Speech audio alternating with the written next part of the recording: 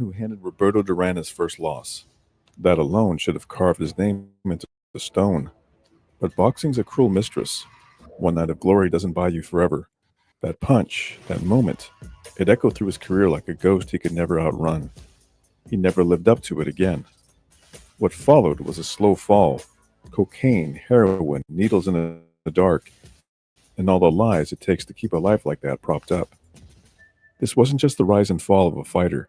He was a man staring into the mirror, searching for the warrior they once called.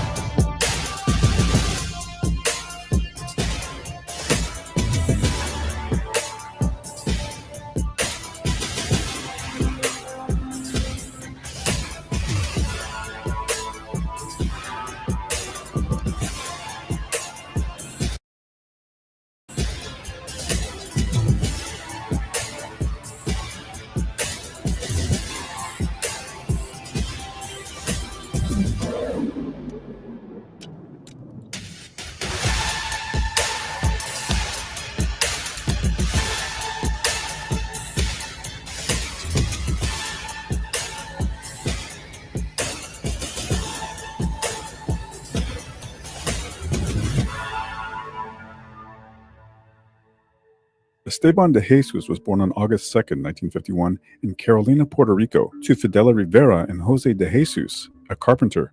It was a big family, 12 kids in all, and Carolina was meaner than most places. They called it El Pueblo de los Tumba Brazos, town of the arm hackers, named after men who swung machetes during sugarcane strikes back when blood was cheaper than sugar. In Carolina, violence wasn't rare, it was casual. De Jesus got his first taste early, beating down some punks who jumped his high school teacher. He wasn't looking to be a hero, just fists moving faster than thought, pure instinct.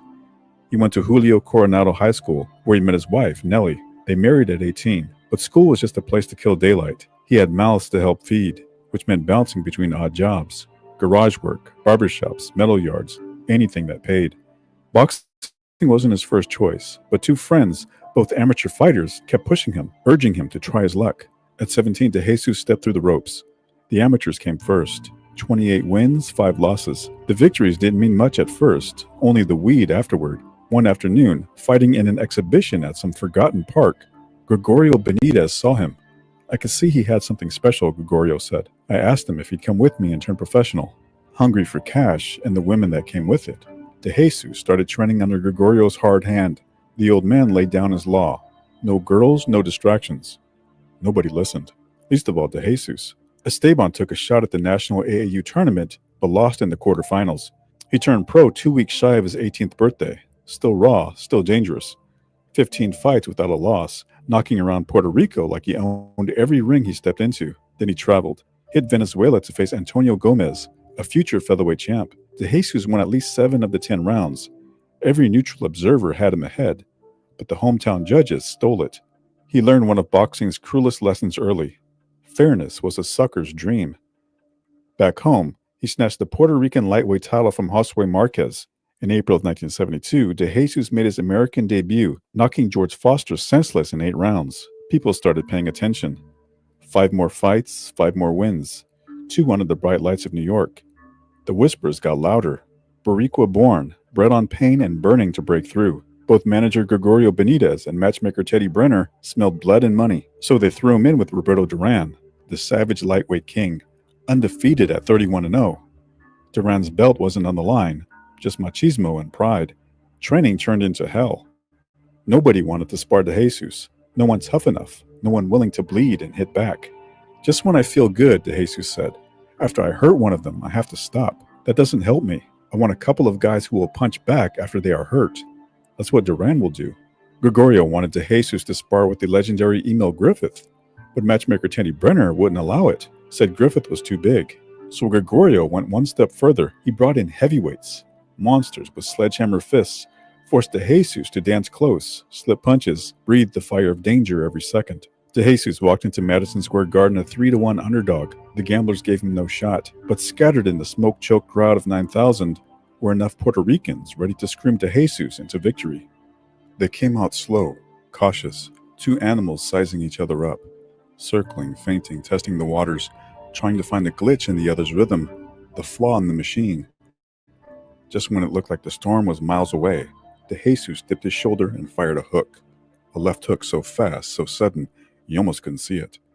Duran dropped like a man surprised by gravity. The whole arena went dead quiet for a moment, disbelief hanging thick like smoke. DeJesus casually walked to a neutral corner and watched. No theatrics, no yelling, just quiet eyes watching a man on the canvas. And Duran sat there for a moment, then stood slowly, carefully, like he'd just been properly introduced to adversity. He shook his head, almost respectfully. Maybe he realized something then. Maybe he finally saw clearly just who Esteban DeJesus was. Maybe he saw himself in another man's fists. That left hook, not even 60 seconds into the fight, that was the punch. It changed everything. DeJesus had landed one perfect shot. Duran heard echoes of it the rest of the night. The pace picked up in the second. Two men fighting as though someone had whispered insults into their ears. Duran nailed DeJesus with a hard right, flush on the skull, but the punch had no follow-up. Soon enough, the fire left Duran's fists, but DeJesus was sharp, clear, a machine whose gears never slowed. Those quick, compact combinations anchored by that deadly left hook. DeJesus was a marksman, never giving Duran the chance to turn this into the street brawl that he wanted. Each shot was precise, clean, efficient, no wasted effort. Every punch had meaning. By round 4, the crowd had picked their man. Jesus, Jesus, they chanted. DeJesus landed a combination, left, right, left. Duran ate it, eyes flashing, spine stiff. The crowd stood, roaring, eyes shining with the pure savage thrill of violence. Round 8 gave Duran one last gasp. A couple of right hands that hurt DeJesus briefly, but he had no strength left to finish. DeJesus shrugged it off, recovered quickly, and went right back to work. When the 10th round bell rang, Duran dropped an arm, disgusted, beaten, already knowing how the judges would call it. DeJesus took the decision, flipping the odds the middle finger. He threw on a straw hat with Puerto Rico painted across the brim, smiled, and raised his fists. The crowd exploded. For one night, at least, he'd outpunched the devil. DeJesus kept going, 2 decisions over top contender Ray Lampkin. They promised him Ken Buchanan next, for the New York title. It never happened. Instead, he stopped another of Panama's favorite sons, Peppermint Frazier, in 10 rounds of cold, methodical violence. The fans roared, the promoters schemed, but Buchanan never came. What came instead was the devil again, Roberto Duran, back for more. A rematch, this time for Duran's crown. DeJesus brought his brujos, island mystics whispering curses, casting spells, chanting through smoke and chicken blood. They lit candles, they kissed medallions, whatever it took to keep the devil one step behind. 1 minute into round 1, DeJesus dropped Duran again. Another hook, clean and perfect. Duran hit the canvas, bounced back up, took the count, shook his head clear. This time, the knockdown just pissed him off. In the 7th, it was DeJesus tasting the floor. He rose and fought back, slicing open Duran's left eye before the bell. Blood trickled down like spilled ink, but Duran never backed off. He came roaring back, round after round, savage hooks sinking into ribs, right hand sharp as a butcher's cleaver. By the 11th, Duran was a tidal wave. A left hook to the skull, a brutal shot to the gut, and then the right cross, clean, merciless. DeJesus folded, finished. The night collapsed around him. But DeJesus was too deep in the game to quit now. 3 more tune-ups, easier prey, rebuilding his confidence piece by piece until he stepped up again, this time against Antonio Cervantes, king of the junior welterweights. It was a brutal, beautiful dance. No rest, no rescue, just 2 wolves in a cage. They stood toe-to-toe, trading pain like it was gospel. The referee standing aside, little more than a spectator. Cervantes dropped him 3 times, fists pounding like pistons. At the final bell, DeJesus stood swaying, battered, eyes empty but proud. Cervantes got the decision. Clear and clean, victory hard-earned. DeJesus had lost again, but he lost standing. Fists clenched, dignity intact. After Wilfred Benitez took the crown from Cervantes, Gregorio quickly dumped DeJesus, sold off his contract to Jose Santiago, a rich former baseball player. Santiago paired DeJesus with trainer Manny Shaka. Manny didn't push, didn't demand. He just laid it out there, quiet. A stark contrast to Gregorio's drill sergeant venom. DeJesus slid back down to lightweight, faced Guts Ishimatsu for the title. Ishimatsu swung like a man underwater, and DeJesus just kept chipping at him. Death by 1,000 jabs. Only in the 7th round did Esteban flash his old fury, throwing punches with both fists, sharp and vicious, ripping into the face and body until a Japanese fighter began to wilt. When it was over, De Jesus celebrated the way champions often do, recklessly. He partied like a man trying to outrun himself. Cocaine and women, all behind his wife's back, behind his trainer's faith. Whispers crawled through the gym, streets, bars. De Jesus was dealing, using, playing a dangerous game outside the ropes. Then came September of 1976, a hot night when authorities found a shiny sports car parked outside a San Juan apartment during a drug bust. Inside was a check, $39,000, his name printed neatly on it. Questions followed, suspicions lingered, but nothing stuck. Sports stars have a way of slipping through nets meant for smaller fish. De Jesus kept fighting. February of 1977 brought Buzzsaw Yamabe, a tough challenger from Japan. De Jesus, cocky and confident, called his shot like Babe Ruth, promised Yamabe wouldn't last past round 7. He went to work early, battering Yamabe like a heavy bag, dropping him with a swift storm of hooks. Yamabe got up. Brave or foolish, maybe both, only to fall again in the 6th. The ref waved it off, and De Jesus stood in the ring victorious, another battered opponent at his feet, the shadows of his reckless life waiting quietly in the darkness just beyond the lights. De Jesus was hooked deep by then, discovering speedballs, that poisonous mix of cocaine and heroin jammed into one deadly syringe, shooting up in back rooms in dirty hotels, surrounded by nodding strangers and hangers-on, each waiting for their turn. His brother Enrique joined him in a slow dive to nowhere, but as long as De Jesus kept winning, no one asked questions. No one wanted to. He defended his belt once more. Then came the rubber match with Duran. One final, brutal showdown for all the glory. Duran, a 2-1 favorite, walked into the fight bitter and angry, still hot from a scuffle at the weigh-in. This time, he fought smart, surprising everyone by stepping back, fighting cool, patient, clever. De Jesus, the addict champion, couldn't keep pace. 52 victorias, una sola derrota, se la propinó Esteban de Jesús, y hoy los tenemos por tercera vez en el entarimado.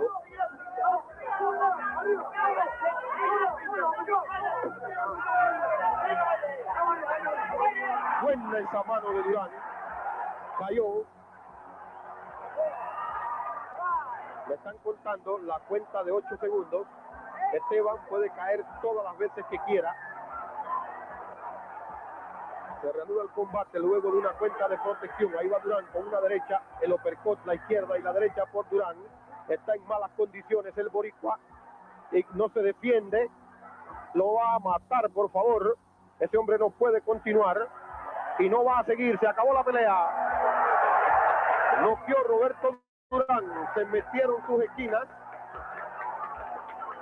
Hay júbilo. After that defeat, the whispers turned into shouts. The rumors became truth. De Jesus was losing himself to the needle. He denied it, of course. How could a junkie be a fighter, he'd say, voice steady, eyes lying. The only way to kill those rumors is to win that title again. But winning wasn't easy when every day started with sickness. He came from a big family. Good people who believed love could cure addiction, who tried everything. Cold turkey in locked rooms, psychiatrists flown in from Mexico, even a Santero priest waving charms and whispering prayers. He beat Edwin Viruet by split decision, but that didn't silence the voices. 2 years passed before he got another shot. A title fight against Saul Mambi, a smooth junior welterweight champion. De Jesus fought with hunger, rage, desperation. But Mambi danced and jabbed, sidestepped beautifully, punching holes in De Jesus' fading dream. In the 12th, Mambi dropped him hard. In the 13th, he hammered De Jesus until the ref stepped in, waving it off like a mercy killing. De Jesus stood in the ring, beaten again. Eyes hollow, a man losing more than just fights. He was losing himself. De Jesus lost his mother soon after. A heart attack snatching her away without warning, leaving him hollowed out. A shell with nothing inside. Boxing didn't matter anymore. Titles, money, fame, they were all worthless coins scattered in the dirt. Gregorio Benitez came around, hoping to revive his old prodigy, but De Jesus was beyond reach. Heroin gripping him tighter than any glove ever could. He no longer cared about boxing, his wife, or even his kids. On November 27, 1980, he loaded up a syringe with cocaine, injected himself full of numbness, and drove off in his wife's car. A minor traffic dispute exploded into tragedy. He encountered a 17-year-old construction worker named Roberto Cintron Gonzalez. Words exchanged. A highway chase. De Jesus pulled out a .25 caliber pistol, squeezed the trigger, and erased a life. When they dragged De Jesus into court, he shrugged, eyes vacant, soul empty. He said he was so high he didn't even remember squeezing the trigger. In May of 1981, they locked him up for life, sent him to Rio Piedras State Penitentiary to rot. In prison, De Jesus found something. Baseball, of all things. Played like he still had some meaning left. Made the penal system all-star team 3 years running. Later, he found Christ. Born again behind steel bars, preaching to lost souls. He faced down his demons, spoke openly about the poison that took him over. You start with friends, De Jesus said, and you get so wrapped up with the drugs that before you know it, you're hooked. They take you to parties and you start using the stuff. The worst part is when you open your eyes, it's too late. You're already addicted. Then came the news. Enrique, his brother, was gone. AIDS claimed him in 1985. They shared needles too many times, and soon De Jesus felt the shadow creeping into him, symptoms whispering the truth he didn't want to hear. When the diagnosis became public, the governor of Puerto Rico showed mercy, moved him into a treatment center, an old milk factory, stinking of bleach and broken lives. Esteban lay there, frail and thin as paper, barely 100 pounds, in a room full of broken men, wasted addicts waiting for the end. Famous faces came to visit, to look one last time at a man who once stood proud and fierce. Roberto Duran came, the great rival. And when he saw De Jesus, a shadow of a man shrunk by disease, he began to weep, wrapped arms around his old enemy, kissed him gently, whispered comfort, told his own daughter to kiss the dying warrior as tears rolled freely down his face. Esteban died shortly after, confused and weightless, 38 years old, a former champion who couldn't recognize his own reflection. His final round fought in the dark.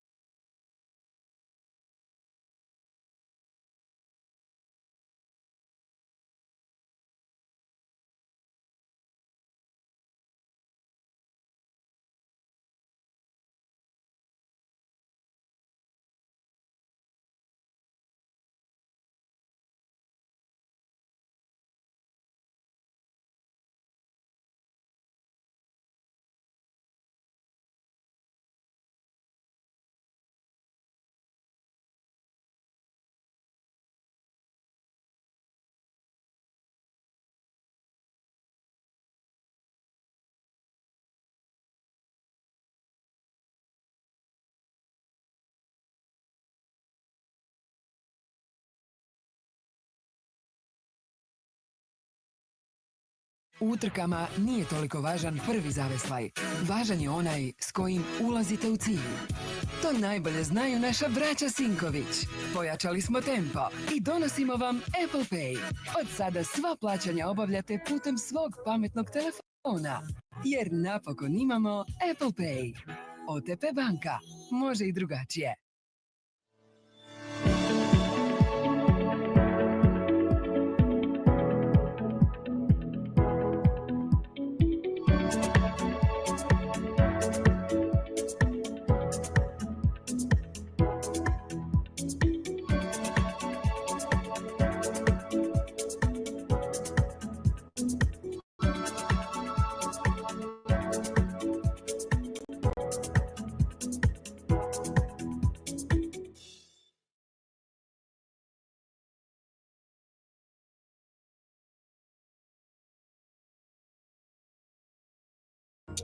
Andy, you look very, very confident. This is the big one for you. You probably have the reputation as the best puncher in the lightweight division. Arguello has a reputation as a slow starter. That might tell us something, but how are you going to fight this guy? Well, I just got to be patient and listen to my corner and work from them. Use their mind.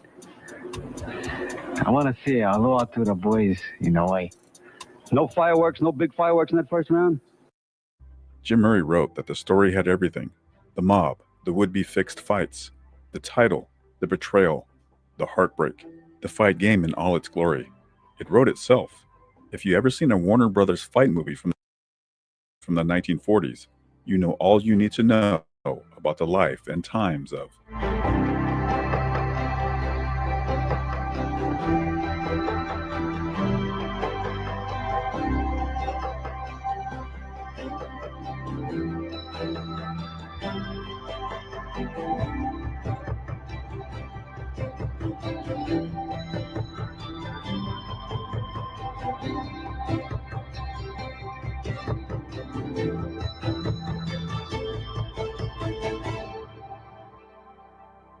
Isaiah Ike Williams Jr. was born on August 2nd, 1923, in Brunswick, Georgia. His father died when Ike was 3 years old, and his mother moved the family to Trenton, New Jersey in 1932. Williams was a fighter from the start, claiming to have 2 or 3 fights a day as he battled for corner rights to sell newspapers. His mother wanted him to become a preacher, but Williams had dreams of becoming a professional boxer from the age of 10. He noticed the attention given to former heavyweight champion Jim Corbett when he died. Williams then became fascinated with the sport after reading all of the tributes given to Corbett in the newspapers. At the age of 12, a friend sold him the Ring Record book for 15 cents. I read the book until I knew every word by heart and made a decision, Williams said. Someday, I said, I was going to be lightweight champion of the world. My friend laughed at me. He laughed for a half hour. At the age of 14, Williams quit school to help his mother out financially. He worked as a laborer for a railroad company before turning to boxing. His mother didn't want him to fight, but changed her mind when Ike began to win. He sought out the management of Eddie Mead, who had handled Henry Armstrong, but Mead had died of a heart attack, and Williams came under the tutelage of Jesse Goss, Jimmy Wilson, and Joe Woodman while being managed by Connie McCarthy. He turned professional in 1940, 5 months shy of his 17th birthday. From 1941 to 1943, Williams won 34 straight fights, which included a brutal beating of veteran Johnny Hutchinson in November of 1943. Williams was considered the hottest lightweight in the country, while Hutchinson was on his last legs. Williams didn't show Hutchinson any respect or mercy. In the third round, he trapped the popular fighter in the corner, and in the words of one writer, busted open his head like a melon. Hutchinson's friend Bob Montgomery, the then lightweight champion, was ringside to witness the carnage. I want that guy, Montgomery told his manager. 2 months later, Williams faced Montgomery. The veteran gave Williams a savage beating, maneuvering him into the same corner where he had battered Hutchinson. Once there, Montgomery punished and carried Williams to prolong the agony. The assault was so severe that most observers believed Williams would never fight again. Williams returned to the ring a month later, but his trainer believed that he wasn't healed physically until 6 months after the bout, and that it took a full year for him to become fully whole again. On April 18, 1945, Williams traveled to Mexico City to face Juan Zurita for the National Boxing Association title. Williams won by a second-round stoppage, but did not leave the arena with the championship belt. As he was leaving the ring, a man pulled a .38 caliber pistol on his manager McCarthy, demanding the belt. McCarthy refused, but Williams, fearing for their lives, told him to hand it over. I saw the belt for maybe 5 minutes, Williams said. I haven't seen it since. In August of 1947, Williams once again faced Bob Montgomery, this time in a title unification, as Montgomery was recognized as the world champion by the New York and Pennsylvania state athletic commissions. Williams turned the tables on Montgomery, stopping his former conqueror in 6 rounds. Williams had studied Montgomery's style, noting that Montgomery often sprang out of a crouch. Williams timed Montgomery as he came in, catching him with his big right cross. He gave me a terrible beating, Williams said, but I gained sweet revenge. 1948 was the pinnacle of Williams' fighting career and his life. That year, he secured 10 consecutive victories, showcasing his dominance in the ring. This impressive streak included wins over notable opponents such as Freddie Dawson, Kid Gavilan, and Enrique Bolaños. In May of 1948, Williams traveled to Oakland, California to face Rudy Cruz. He irked reporters beforehand with his sullen and surly mood before he decisioned Cruz. 3 weeks later, Williams faced Enrique Bolaños for the second time. I'll murder that baloney boy anytime I want to, Williams said. I did it in 46, and I'll do it again. Williams won a split decision, but the high point of the year was his classic battle against the ferocious Bo Jack.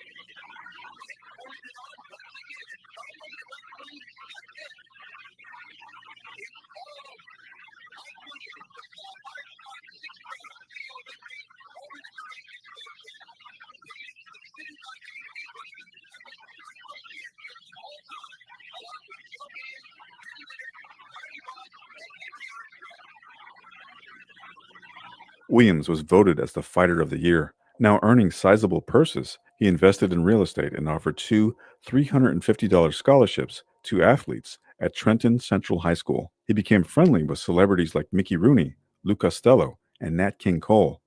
He also enjoyed having his choice of beautiful women. He rode pretty high and fast in those days, one of Williams's friends said. Some people thought he was becoming too arrogant. But his arrogance may have saved his life as he interrupted a flight in Chicago, demanding to get off the plane because he suddenly decided he wanted to get a new pair of golf clubs.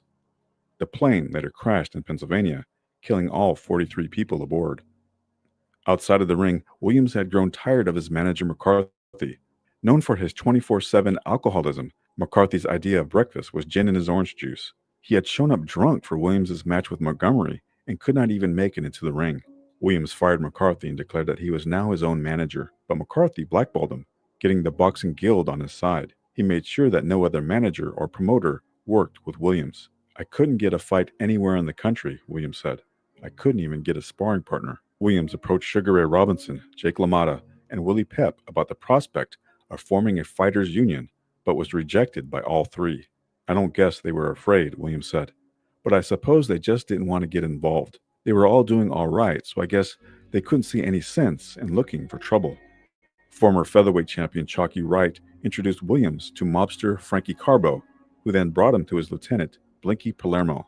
With nowhere else to turn, Williams signed on with the mobster. Blinky earned his nickname because he could never look any man in the eye, but he promised Williams that he'd square things away with the Boxing Guild. Palermo arranged for Williams to fight Kid Gavilan, a fighter he had floored and decisioned a year previously. Palermo told Williams that he'd receive $100,000 to take a dive.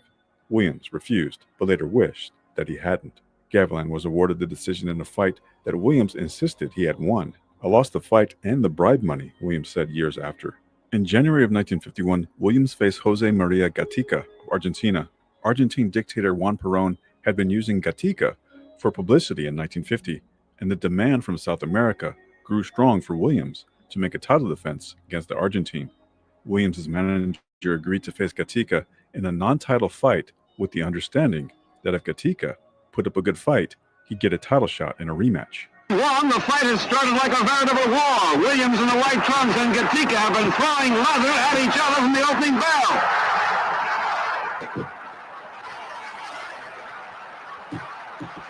This is only Jose Gatica's second fight in the United States, but in South America, he's built up an impressive record of 35 wins in 36 fights, and he's KO'd almost 3/4 of his opponents.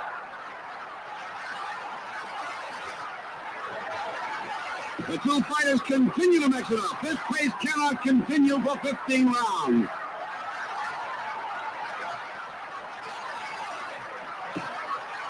Ike Williams has been the recognized lightweight king for almost 4 years now. He knocked out Bob Montgomery to win the title.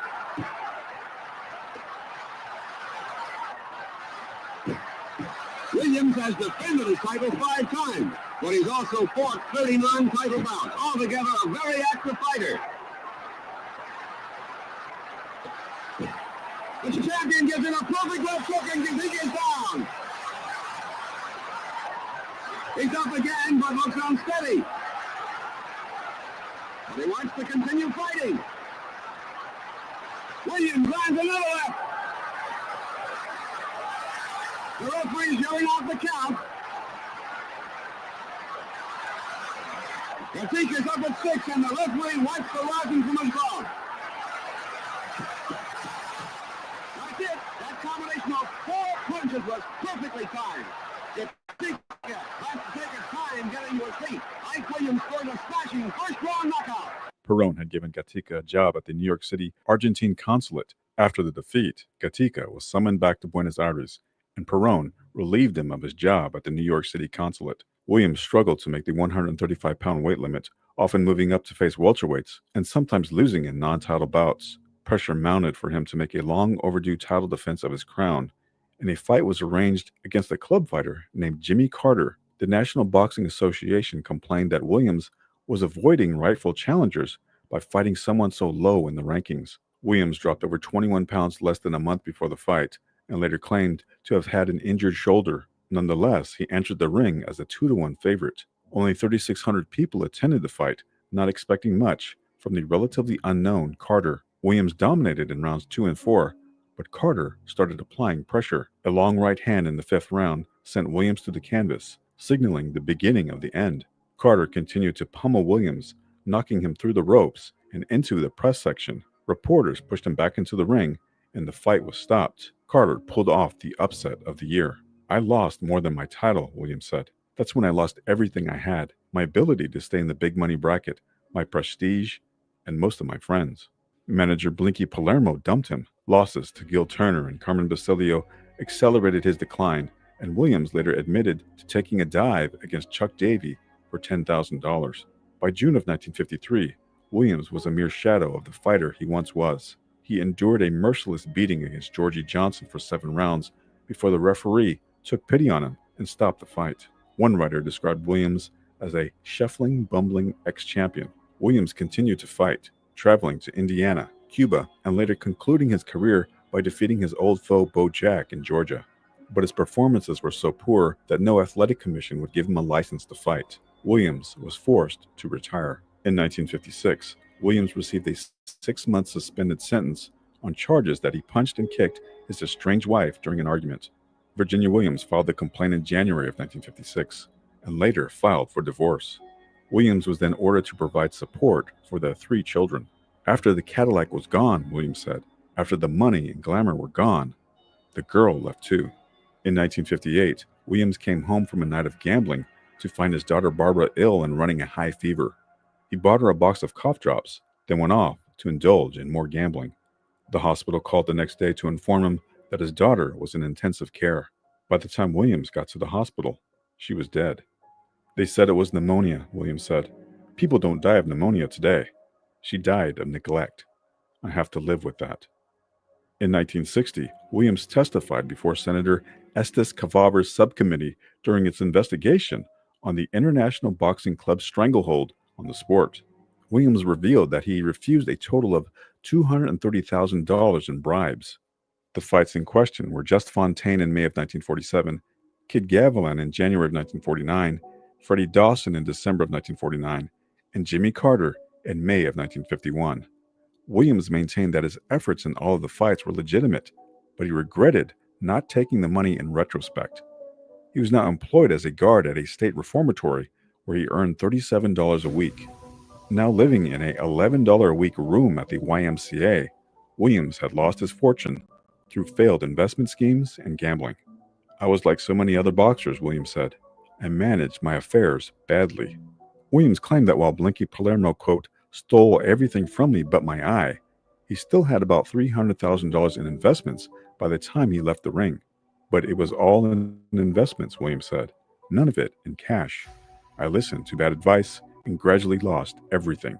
By 1966, the now 43-year-old Williams was a recreation leader at the Kilmer Job Corps. With the money now gone, he found himself almost without any friends. "They used to be around the house all the time waiting for me," Williams said. "But after the money was gone, they didn't come around anymore." Ike's relationships with people in Trenton weren't so good, a friend said. So a lot of people who might have given him a hand when he hit the skids didn't. Baseball legend Jackie Robinson helped him out financially, while New Jersey Governor Richard Hughes put him on the jobs program at Kilmer as part of the War on Poverty program. In 1974, Williams reached out to Muhammad Ali at his Deer Lake training camp, seeking employment. Ali agreed, but Williams found himself with little to do. He occasionally ran errands for Ali's entourage and offered advice to younger fighters, but they appeared to resent his presence. Williams inadvisably brought pork into the training camp, which conflicted with Ali's Muslim beliefs. "He gave me my walking papers after that," Williams said. 4 years later, Williams was described as being 55 going on 76. He secured a job at a garbage collection depot, earning $58 a week. His drinking habits intensified. "You know, it's a paradoxical statement," Williams said, "but I always made sure I'd never wind up broke. And here I am, flat broke." By 1980, the 57-year-old Williams was unemployed with no job prospects. He was laid off from the garbage depot and later the Ike Williams Boys Club when funds ran out. 10 years later, Williams experienced a minor resurgence in popularity when he was elected to the International Boxing Hall of Fame and appeared in HBO's documentary Boxing's Greatest Knockouts. On September 5, 1994, Williams was found dead in the bathtub of his rundown apartment in the Wilshire district of Los Angeles. Initially, there was concern that he was the victim of foul play, but the final ruling was that he died of hardening of the arteries. Williams was 71 years old. He is remembered as a fighter who soared to great heights only to fall hard, a common story in the fight game. However, his legacy endures as he accepted the highs and lows that came with pursuing greatness in the ring without bitterness, always displaying the dignity of a champion.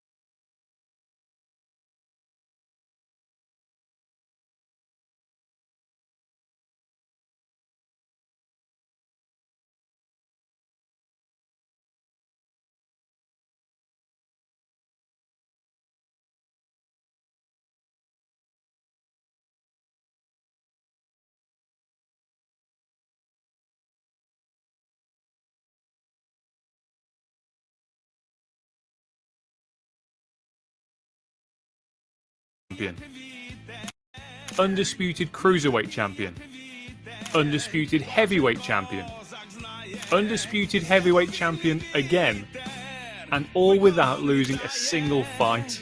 But is he as good as everyone makes out? No. He's even better.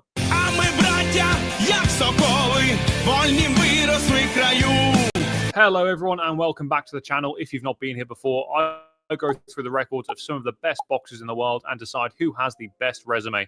These are the current standings of the 3 resume deep dives I've done so far. Terence Crawford has a higher average quality of wins in comparison to Canelo and Tyson Fury, who is quite a bit behind that. If you prefer the sheer quantity of wins, Canelo's longevity puts him way ahead of the others, which isn't a surprise because he has had a significant number of more fights. And overall, Canelo's resume is considered the best by combining the average quality of the wins and how many wins he actually has. If you already know how the scoring system works, please feel free to skip ahead to the time shown on the screen, but if you don't, here's how it works. To decide how good of a win they are, there are 3 criteria that need to be taken into consideration, which will each be scored out of 10. Firstly, the level of opposition. This takes into consideration how good the opponent was as a whole in their career. The better the opposition, the higher the score. Secondly, the timing of the fight. This looks at whether the opponent was in their prime when they fought or whether they were carrying any injuries. The fight also has to make sense. You can't be an elite fighter doing voluntary defenses against lesser opposition, otherwise this score will suffer. The closer to being in their prime and the more competitive the matchup, the higher the score. Lastly, the performance. This looks at how good the fighter's performance was in the ring, irrespective of the person in front of him. For example, if he puts on a masterclass against someone who isn't very good, then he can still score a 10 for performance, as the ratings in the other categories will be lower to compensate for this. These 3 criteria will then produce an average on how good of a win it was out of 10. Using these averages, there will be 3 outcomes from this data. Longevity. Firstly, the average of all these wins will be added together to give one overall number.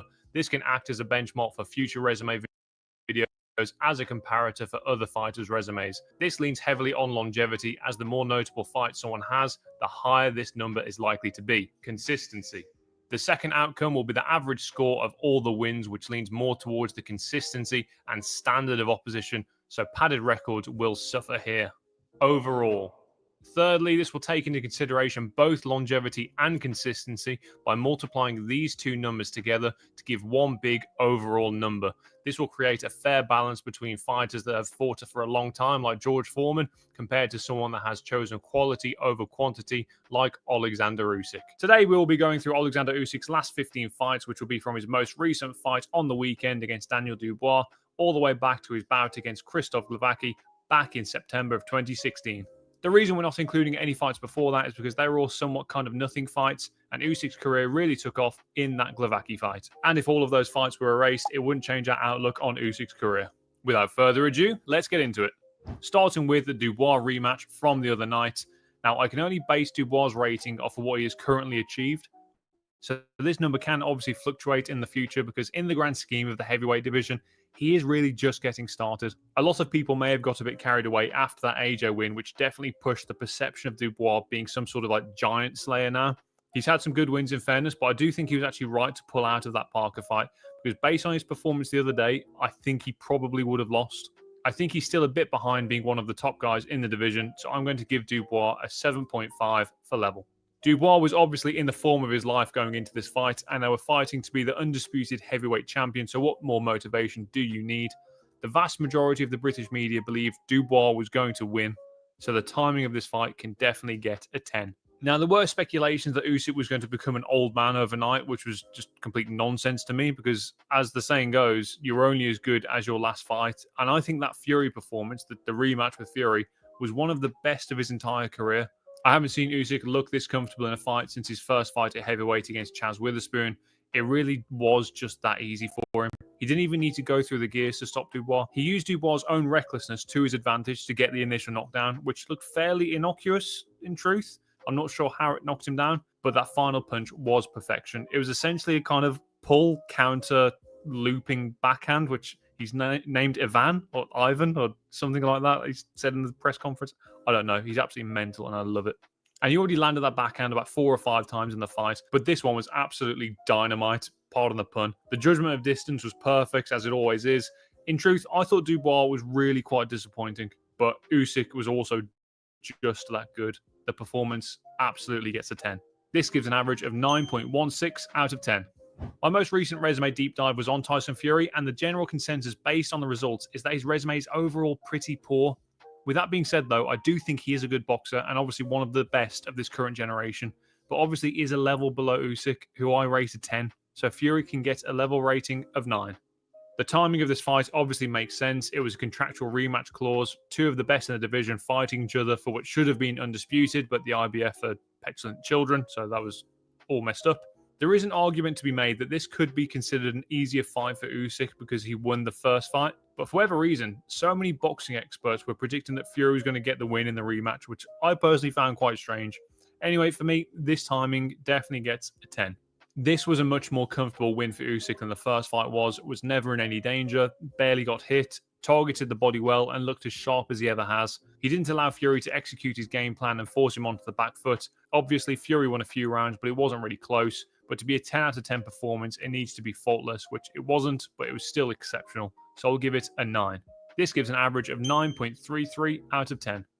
Now on to the first Fury fight. Obviously, we've already established Fury is a level 9 fighter. This fight was for the undisputed heavyweight championship. Literally all the marbles for the 2 best in the division. It can't be anything other than a 10 for timing. Usyk started well in this fight in rounds 1 to 3, but the period from rounds 4 to 7, as I said in my Tyson Fury resume deep dive, I thought Fury looked incredible, and I thought that's how the rest of the fight was going to be panning out. But for Usyk to flip the fight on its head in the way that he did is just what the best in the world do. And I'm not talking about the punch that he landed in the 9th round that sent Fury's brain into system shutdown. The round that turned the fight on its head was actually the round before that, in the 8th, when Usyk made Fury's nose explode. After that, it was all Usyk, with Fury maybe winning 1 of the last 5 rounds. To summarise, there were some shaky moments in there for Usyk, but he overcame them in a way that only he can. I'd give this performance an 8. This gives an average of 9 out of 10. On to the first Dubois fight. Obviously, we've already established that Dubois is a level 7.5 fighter. Now, I thought this fight was a voluntary defense, but it turns out it was actually a mandatory for Usyk's WBA super titles because Dubois was a WBA regular champion at the time. Now, Dubois was coming off of one of the strangest performances you'll ever see against Kevin Lerena, and people's perceptions of Dubois at this time were still pretty low because of the loss to Joe Joyce. So I don't think many people, including myself, gave Dubois much of a chance. So I'm going to give the timing of this fight a 6.5. Now, controversies aside, well, actually, I don't think there is any controversies. If you think that was a legal punch, then I can't help you. When watching this fight live, I thought Dubois was doing okay. And I've since watched this fight back twice and watched multiple breakdowns on other creators' channels. And Dubois didn't win a round. The only round you might give to him is the 5th because of the momentum switch, and Dubois came forward more and tried to rough up Usyk a bit. But even then, Usyk was landing the better shots at the end of the round. So this was a pretty faultless performance from Usyk. And he got the stoppage with a stiff jab. But in fairness to Dubois, this wasn't a regular jab. Usyk's body was so square on setup, it was almost thrown like a backhand due to the torque he was able to get with it. Anyway, this performance for me gets a 9.5. This gives an average of 7.83 out of 10. Anthony Joshua has done so much for British boxing as a whole and brought life to the heavyweight division again. And I know a lot of people have given him some stick for the latter portion of his career being somewhat poor. But if you ask me who's had a better career between AJ and Fury, I'd probably say AJ. But if you ask me who is better between the two, I'd probably say Fury. Basically, what I'm saying is that I'm sitting on the fence, and the two at this point are basically inseparable. And the only way to separate them is if they do eventually fight. But until then, because I've given Fury a 9, Joshua also has to get a 9 as well. Again, this is a rematch from their first fight, and there was a rematch clause in place. So the former champion wanted to win his belts back and become unified champion again. So the fight absolutely made sense. There's no disputes there. The only downside for Usyk was that the first fight was pretty comprehensive. I scored it 9-3 to Usyk, so the risk of this second fight wasn't as high as it was for the first one. And I think it's fair to say this is no longer prime Anthony Joshua, because Joshua's prime was probably when he won the IBF title against Charles Martin, all the way up until just before he fought Andy Ruiz for the first time. So I'm giving this timing a 9. This fight was actually a split decision, but I think one of the judges' scorecards of 116 to 112 to Usyk is probably the most accurate out of all of them. Although this was a better performance from Joshua in the rematch, he still only outlanded Usyk 3 of the 12 rounds. Joshua had a great round 9, but Usyk turned it up another level in rounds 10, 11, and 12. It wasn't as slick of a performance from Usyk because Joshua was throwing combinations better in the rematch, and he didn't give Usyk as much respect as he did in the first fight. But I'd give this performance from Usyk overall an 8. This gives an average of 8.66 out of 10. Anthony Joshua again, but it's the first fight this time. Obviously, he's a 9 for level, as we've already established. Now, I just said a moment ago that this wasn't Joshua in his prime, but when you consider how Usyk was looking in his stint at heavyweight so far against Chaz Witherspoon and Derek Chisora, you'd have said that Usyk was a heavy underdog. And I'll happily admit that I'm a huge Usyk fanboy. I'm sure this video probably shows that as well. But even I thought he was going to be losing this fight. No one thought he was going to be big enough to be competitive with the big boys at heavyweight, so this timing can get a 10. Usyk was mesmerizing in this fight. And as I already said, I scored it 9-3 to Usyk. If it was a 13-round fight, he probably would have got the stoppage as well. Usyk's movement was too good. His hands were too fast and too accurate. And this stopped Joshua being able to put combinations together or put any serious power behind his shots, in fear that if he misses, he's going to be eating leather 3 or 4 times. I'd give this performance a 9. This gives an average of 9.33 out of 10. If you saw my Tyson Fury resume deep dive, you'd know I gave Chisora a level rating of 6. He's had a rollercoaster career and only really lost to good people. His worst loss is against Robert Helenius, probably, but even then, it's not a horrible loss. Chisora was on a decent little run in the build-up to the Usyk fight with a points win over Senad Gashi and knockouts against Artur Spilka and David Price, so this was a decent version of Chisora, and the matchmaking made sense. It was only Usyk's second fight at heavyweight, and what better person to fight than Mr. Gatekeeper himself, so I'd give this timing an 8.5. This was a difficult fight for Usyk, and many people say that it was his hardest of his career. And what I say to that is the performance from Usyk looked worse because you can't see very well when Usyk was catching Chisora coming in, because Derek will throw coming in, get caught, and still be throwing his next shot anyway because he's just not phased by getting hit clean. So it appears like Usyk wasn't landing much, but in truth, he outlanded Chisora handily in this fight. Still a tough night's work nonetheless. I think the performance deserves a 6.5. This gives an average of 7 out of 10. Chaz Witherspoon isn't a very good boxer and hasn't got notable wins on his resume, and according to BoxRec, there's no domestic level belts to his name either.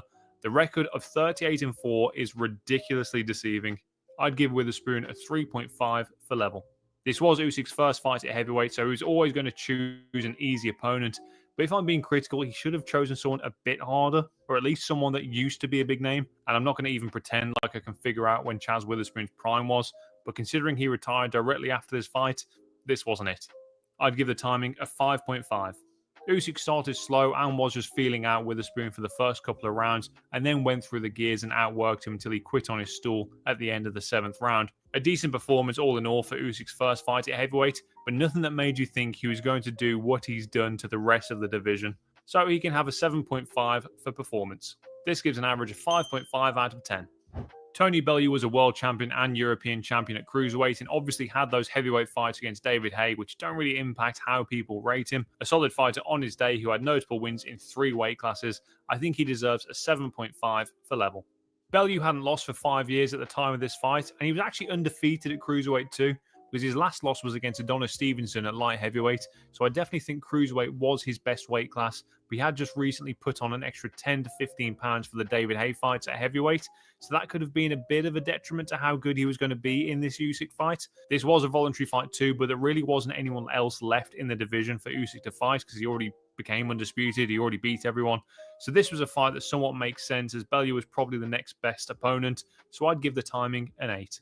I feel like I'm saying this a lot, but Usyk started slow in this fight, but he's not just a 12-round fighter. Really, he's a 15-round fighter. And Bellew was fighting this like it was a 6-rounder.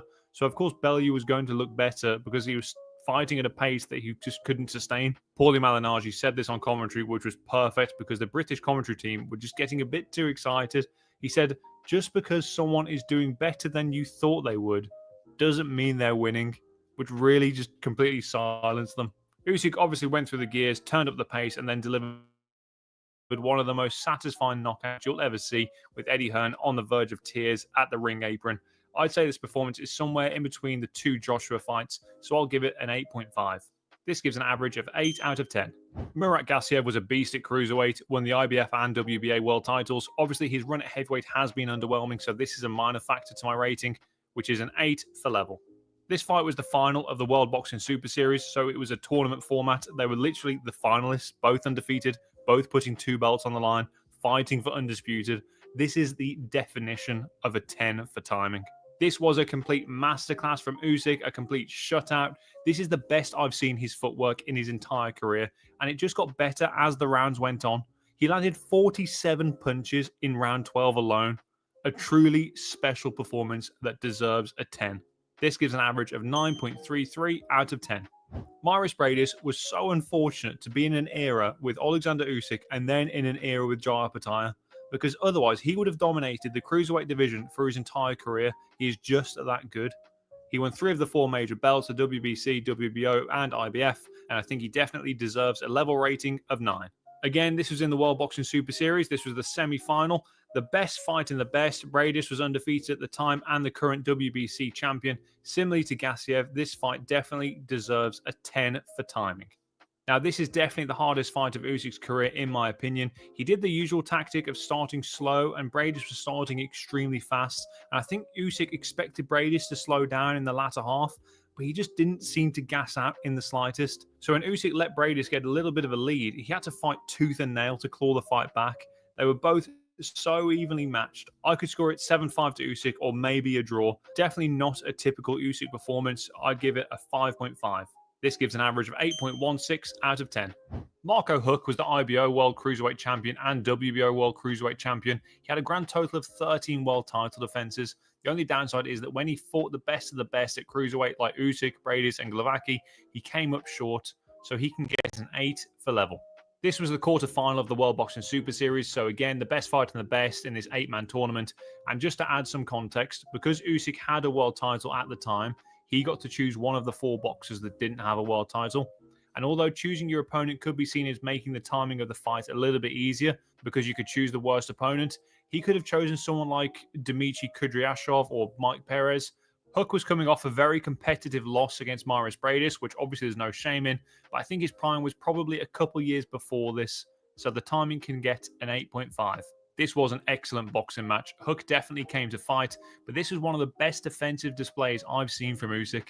His hands were in the right place at the right times, always, which you can definitely say about the rest of his performances too, but here his defense was just exceptional. It was a vintage Usyk performance, just going through every gear possible, somehow getting faster, throwing more as the rounds go on, until the ref stops the fight in the 10th. I can't find the punch stats for this fight for some reason, but I'm sure they would be astounding. I'd give this performance a 9.5. This gives an average of 8.66 out of 10. Michael Hunter has a win over Martin Bakole and should also have a win over Alexander Povetkin, but other than that, there's not much else, and both of those people you'd say have had a better career than Hunter. So I'd give his level a 6.5. Hunter was 12-0 at the time of this fight, and Usyk was 11-0, but the only good win under Hunter's belt at this time was against Jerry Forrest, and you'd say that Hunter has probably been better at heavyweight than he has at cruiser, so I can't class this as his prime. It was also a voluntary defense of Usyk's WBO title, in which he was a heavy favorite, with some of the betting websites having him as a 15-1 on favorite, meaning if you bet £15 on him to win, you'd win a grand total of £16. So I'd give the timing of this fight a 7. This performance was very similar to the one against Tony Bellew. Hunter started really quick and looked really sharp and probably bagged like 3 or 4 of the first 5 rounds. But Usyk didn't panic because he knew that Hunter was basically going at full intensity whilst he was just still cruising in second gear. And the screw was getting turned from the 5th round onwards, and it became so dominant and so one-sided. I have no idea how Hunter actually managed to hear the final bell because he seemed out on his feet. And if I'm being hypercritical, Usyk probably should have stopped him. But it definitely wasn't through lack of trying because Usyk threw 293 punches in rounds 10 to 12. Do you know how crazy that is? Overall, because he lost a few of the early rounds and couldn't get the stoppage, I'll give this performance an 8.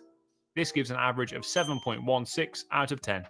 Tabiso Mchunu made an unsuccessful challenge for a world title, but he also beat the likes of Eddie Chambers, Enzo Macronelli, and Denis Lebedev, so I feel like a level of 6 is fair.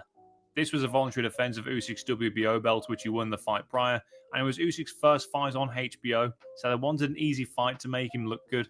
But the odds makers had Usyk at a 97% chance of winning, which is a heavy, heavy favourite. So I think going for a harder fight than this would have been more appropriate. You could also argue it was still early in Usyk's career, being only his 11th fight, but he was also a world champion, so that doesn't really apply. So I'll give the timing of this fight a 6. Usyk started poorly in this fight, but it was different to his other fights where he starts slow. The tempo of the fight was already so slow that there was nothing for Usyk to figure out of Mchunu, and Mchunu was breaking any sort of rhythm that Usyk was trying to get. So Usyk could arguably have been 3-0 down after the first 3 rounds. I don't think you need me to tell you what happened after this because it seems like I'm just repeating myself a lot. But Usyk turned up the pace, beat Mchunu up with pure volume and basically made him quit in the 9th round. He did get hit more than usual, so I'd give this performance a 7.5. This gives an average of 6.5 out of 10. Krzysztof Glowacki was a good world champion at cruiserweight, who obviously tailed off towards the end of his career, but he had some good wins under his belt in his prime. But the competition wasn't that fierce at the time. I put him on par with Marco Huck, who I gave an 8 for level, so Glowacki can have an 8 as well. Glowacki was the current WBO champion, undefeated, 26-0, winning the belt against Marco Huck, and then defending it against Steve Cunningham, who were both good wins at the time. This was Glowacki at his best, and Usyk was a challenger and also the underdog for this fight, which some people do forget. So the timing can definitely get a 10. This was a somewhat competitive fight until the later rounds, which is pretty much a common theme for most Usyk fights, really. But his gas tank is just unmatched, and the combos he was unleashing in the last few rounds were making Glowacki look like a bobblehead. Volume, speed, accuracy is just a deadly combination, and Usyk had all of it here in abundance in the last 4 rounds. So I'd give this performance an 8. This gives an average of 8.66 out of 10. So here are the overall averages of the 3 criterias. Usyk's average level of opposition is 8.16. His average timing of his opponents is 8.6. And the average performance rating of his is 8.3. Now, I'm over the moon with these results because I feel like they show a very accurate reflection of how the boxing media and the boxing fans and the public in general really view Usyk. He fights the best people at the best time when they are pretty much always at their prime, and he always puts on a great performance. Here are all of Usyk's wins in order from best to worst. At the top, we've got the second Fury fight, the first Joshua fight, and the Gassiev fight, all on the score of 9.33, so they are all joint best. And the win against Witherspoon is by far the worst at a rating of 5.5. Obviously, you can see that there's not loads of wins, but the quality is absolutely outstanding. So let's see how the overall results are looking. Usyk has achieved a consistency score of 8.15, which is just incredible. It's so much higher than everyone else's. I mean, look at it in comparison to Tyson Fury's at 6.49. It is just levels above. He's achieved a longevity score of 122.28, which isn't much of a surprise. We've only evaluated 15 of his fights. So like I said, when I was explaining how the criteria work, Usyk has chosen quality over quantity. And Usyk has achieved an overall score of 996.82, which is still higher than Tyson Fury's with 8 less fights. Do you know how crazy that is? He's had 1/3 of less fights than Fury has. So essentially, if you prefer quality over quantity, you have to say that Usyk has by far the best resume out of the 4 that I've done so far. Canelo is leading the charge in sheer volume of fights, which was always going to be the case. And if you like the combination of quality and quantity, Canelo is still also well ahead of the rest. Thank you very much for getting this far and watching all the way to the end. Don't forget to like, comment, and subscribe, and let me know who you want me to do a resume deep dive on next.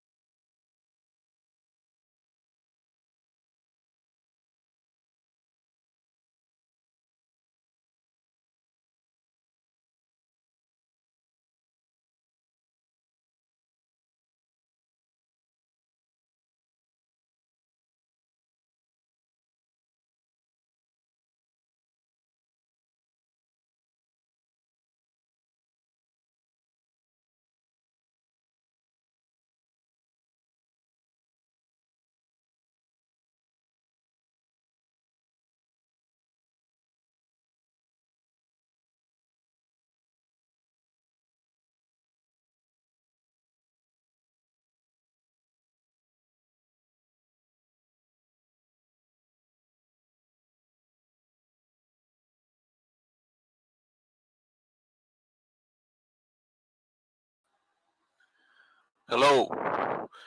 How are you guys doing? Do you guys hear me? Yeah, just type yes in the chat if you guys hear me.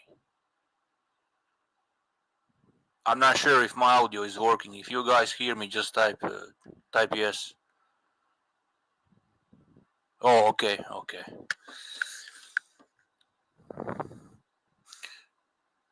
Are you talking about head-to-head or resumes? Because if you're talking resume, Holyfield is above Usyk. Holyfield has better resume. Holyfield has bigger wins, and he has way more fights in heavyweight division. So yeah, I rank Holyfield above Usyk in terms of legacy. All time and heavy, definitely. Holyfield is in front of Usyk. Far better resume. Because Holyfield has wins over Mike Tyson, he has wins over Riddick Bowe, George Foreman, Ray Mercer, Michael Moorer. His wins overall are just way better than Usyk's wins.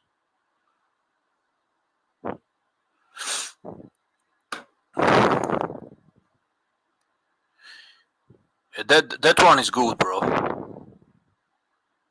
That one is very even, actually. Like, that's a tough one, because I honestly believe head to head. I honestly believe Usyk would beat him. I honestly believe Usyk would beat Mike Tyson head to head. But at the same time, their resumes. I don't know, if you look at their biggest wins, Usyk's biggest wins are Joshua and Tyson Fury. Mike Tyson's biggest wins are all Larry Holmes and Michael Spinks.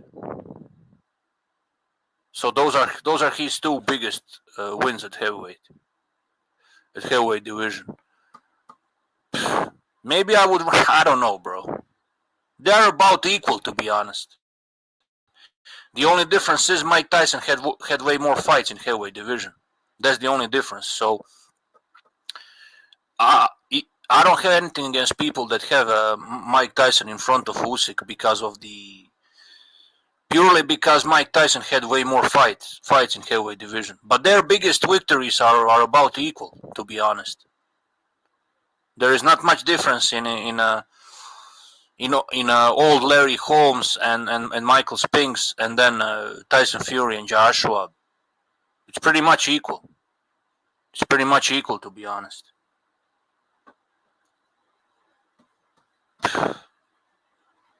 Yeah, I would probably put like Mike Tyson at number 9 and Usyk at 10.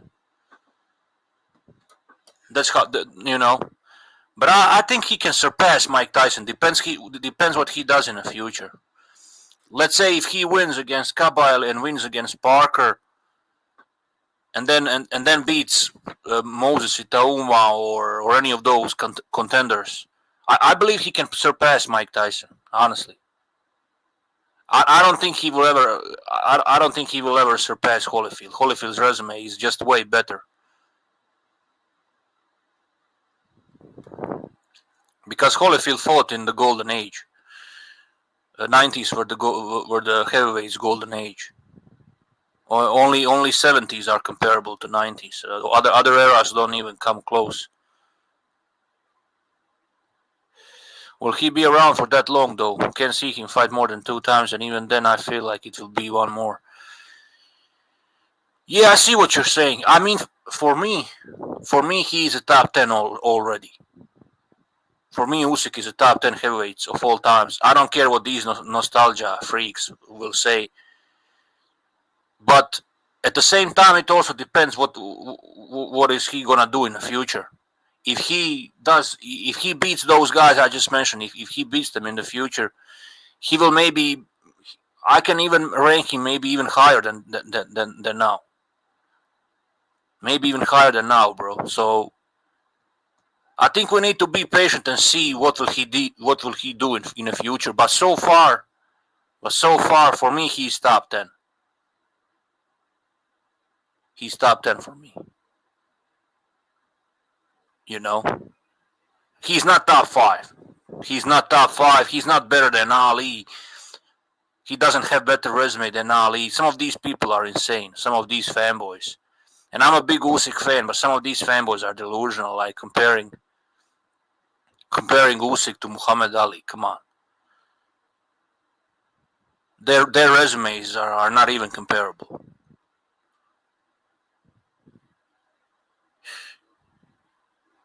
I agree. He's anywhere from 8 to number 10. Yeah, what's up, Chad? What's up, Chad? Good morning, Big Dick Justice. Good morning. How are you doing, brother? That's what I heard your nickname is, Big Dick. Yeah, man, what do you think about... Yeah, sorry. Huh? Sorry for... you wanted to say something. I was talking about dicks, that's all. So, what do you think about this entire discussion? Like, for me, honestly, Usyk is top 10. He's not in my top 5, but he's top 10. What do you think about all of this? I'm on point. I'm on point with it, top 10. And like I say, this, 2050, 2075, in the future, this is going to be looked back upon as a golden era heavyweight. That Klitschko era, you could call it the cold fucking era. But this, if you think about it, right, you go through all the divisions, maybe just because I'm biased towards the heavyweight division, but you can name a lot of these heavyweights. I mean, and I can't remember, like during the Klitschko, I can't remember name, and like I pay attention more to the boxing. All I'm saying, Dick, is as years go on, this era that we're in right now, they're going to look back and say, do you remember that era? Yep, I see what you're saying, but I actually think this era is good. I think it's exceptional. Yeah. I think it's exceptional, Dick, just for the fact. Look at all the fighters. I mean, there's been 3 really at the top, but there's been a whole cast of characters that every boxing fan knows. And like during every era, regardless of what it was. I don't know if I lived in a past life, but every era is not as good as the era before. With a car, with the music, and especially like they get a lot of that. It is what it is. I've always stood pat with, if you're the greatest at a professional thing or something in any era, if you're the greatest during that time, you can compete against anybody else. I don't know if you'll be able to win. I don't really know where to rate you. Yeah. But being a champion in any era, you were the best against what was in front of you then. That's all that can happen. Times change, styles change, but there's something about being champion in this fighting sport we call boxing. It's always held a lot of prestige. You become a hero, a local folk hero, even if you're not a elite, super all-time great. A lot of these local fighters that win these, belts and go, they're local heroes. They're forever remembered in folklore of the local town they're from, or county or country. But if you're the best, regardless of what era, if it's 2050 or if it's 1905, you're a bad motherfucker. And all these fantasy, when you say who would win, it's all who no one knows. No one knows for sure. That's why it's fantasy. That's why it's fantasy, bro. That's why it's called fantasy matchups. But even if you want to talk about resumes, for me, Usyk is top 10. I don't care what these people are saying, these nostalgia weirdos. He's top 10 for me. I don't know how you see it, but yeah. It's similar to the Holyfield run, because they were both, they had the belts in the lower weight, and like Usyk heavyweight, right? If you pull up resumes, he doesn't compare with Holyfield's, right? Even with AJ, Joshua Dubois, but his run at cruiserweight, right? Their cruiserweight resumes are comparable, but heavyweight Very resume now, Holyfield has better resume at heavyweight. That's for sure. It's not even close. Like if we are talking heavyweights, Holyfield is definitely, in front of Usyk. And how many Hall of Famers like that? That's a good point. Like how many Hall of Famers did Holyfield tussle with there? Well, Foreman. just from top of my head, Foreman, Riddick Bowe, Mike Tyson, Michael Muller will be Hall of Famer. Who else? Fuck. No, Michael Moore ain't in the Hall of Fame, is he? No. I think I read somewhere that they are going to put him there in the Hall of Fame. the people were talking like he's one of the candidates, Michael Moorer. The resumes pay a big part, Dick, too. But people are gonna have to weigh in too at how quick and how fast when Usyk became a heavyweight. You could look at it negatively, or you could really look at it like, holy fuck, this guy went from Chaz Witherspoon to fuck, you know what I mean? Like he went right through that heavyweight division as quick as anybody's gone through a division and fighting the monsters, the giants, you know? Yeah, Moorer got inducted last year. Yeah. So there you go, bro. Holyfield definitely has better resume at heavyweight. I don't think that's even debatable. But cruiserweight, for sure, he had more people to fight there. He had more people to fight, and how many fights did he have at heavyweight? You know, way more than Usyk. Way more. I'm saying that Usyk in this era of heavyweight is going to age like fine wine, Dick. That's what I'm saying. And you can't ignore the fact, yes, amateurs and pros are totally two different ball games. Yeah. But when you come from that pedigree of a gold medal market, you know, it's very similar to a Sugar Ray Leonard, Muhammad Ali. It's just that Usyk ain't an American, you know. Like, no, you're right, bro. The amateur career is also one of the criteria for introduction in Hall of Fame. So they will watch his amateur career too. So you're right, you know, because you have some boxers that were great amateurs and they are also in Hall of Fame without doing anything in professionals. But they are and still to win every tournament. You know, Usyk won every tournament. And talking about sacrifices and fights, he doesn't have these fights at Ali and Jack Dempsey. But did they have that amateur of fighting all these different styles, traveling? You know, and I'm not taking any away from all of them. But Usyk has better amateur career than those guys. And it's about the whole boxing career. I get it. To go from an amateur to lose to Sean Porter in a middleweight amateur fight, to go all happens, the way. Bro. It happens. No, I know, but I'm saying though, just how he's done it though. Just think, he never gave up. He never quit. Yeah. Like he persevered. All that dedication. They said, "How do you get your motivation?" He said, "I had no motivation. I had dedication. I don't want to wake up and run in the morning. It takes dedication, not motivation." Yeah. He's a dedicated fucking machine. He's wired differently. He's a brilliant. He's the best boxer of this generation. Yes, Canelo has a better resume, but no, Usyk, Canelo ain't the boxer Usyk is. He's just not. I hate to break it to you, he's not. Usyk is one of the finest boxers that could fight in any fucking way. He could fight any way. I'm waiting for him to pull out the ropey dope. Yeah, but to be honest, I'm gonna focus in these three. I'm gonna focus like strictly on heavyweight. So right. Yeah. No, I see what you're saying, Che. I see what you're saying. I'm not trying to be an asshole or anything. I'm just saying, even if some people believe that Canelo is better, it's kind of irrelevant to this discussion because Canelo is not a heavyweight, so he's not a big boy, so he doesn't belong in this discussion. Right. But it's the best boxer, regardless if it's a heavyweight or a strawweight, is Alexander Usyk. He's been the best boxer. He's more complete. He's more complete than Canelo. He can do more things. And not just Canelo.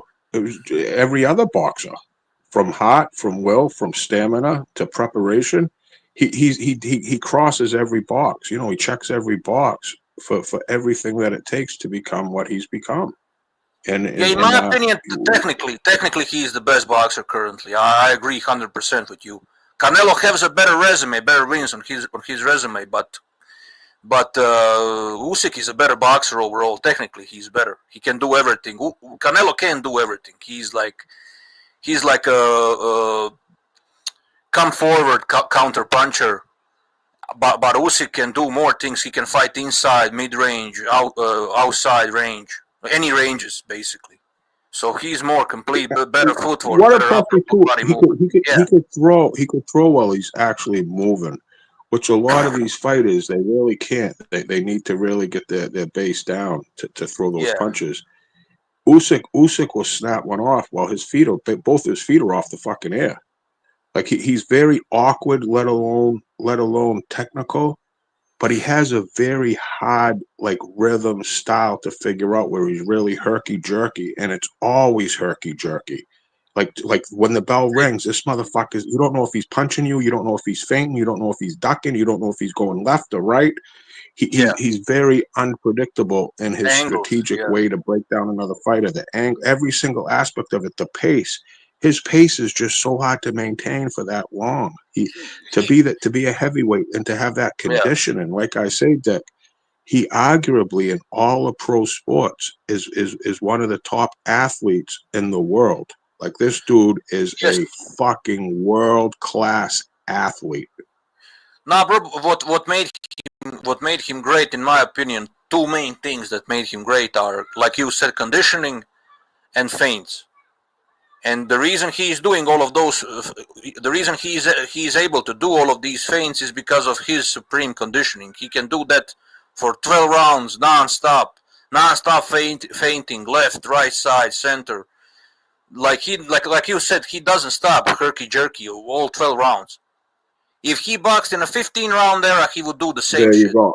Yeah. I was getting ready to segue into that. We talk about can boxers transform into different eras, right? You know, like for Usyk, I think it's a no-brainer.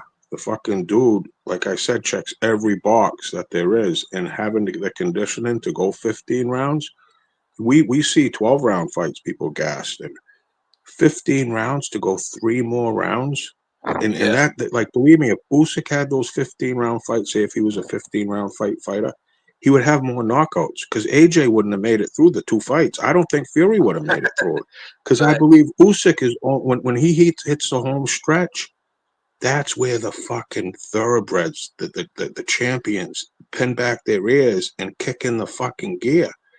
And that's what Usyk has always showed me. Even in that second AJ fight, Dick, it was pretty close. It was competitive. I think the 8th and 9th round, AJ had a pretty good round in that second fight. But Usyk just fucking all of a sudden kissed the cross, flicked the fucking switch. Next thing you know, he's out there herky-jerking, peppering him with fucking shots. It's like the dude, like I always talk about switching gears. This dude has that gear. When the going gets tough, the tough get going. That's Usyk. And Fury himself is a great boxer. Fury would He's be like going a tough to look challenge down for in anyone. history. Yeah. If he beats Usyk, just say if Fury beats Usyk both times, right? You think people are comparing Usyk to Ali and stuff? Do you know the fucking people that would have been saying Fury is the greatest of all time if he became undisputed? A lot of them would say that. Because they all use the size. In the first fight, the size. AJ, the size. It's not only the size, bro. The thing about Fury is a great boxer overall. Of course, size plays a role, but he can fucking box. That motherfucker, that huge 6'9" beast, he can box. But unfortunately for him, he fought Usyk. Unfortunately for him, he fought Usyk, bro. And he don't know quit. Fury checks every box for an all-time great. AJ gets up and gets all goofy. But AJ, regardless of what he does, he checks the boxes for an all-time great. You got to kill him to stop these guys. Exactly, bro. And I think the Fury wins, the Joshua wins, they were aged very, very well, because I believe both Fury and Joshua will be Hall of Famers. So those two no doubt about it. Very good. Yeah.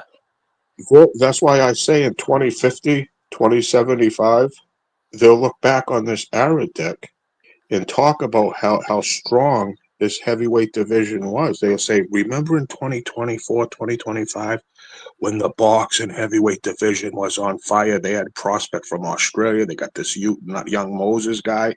You got the Fury, the AJ, the Wilder hype, the fucking Chisora.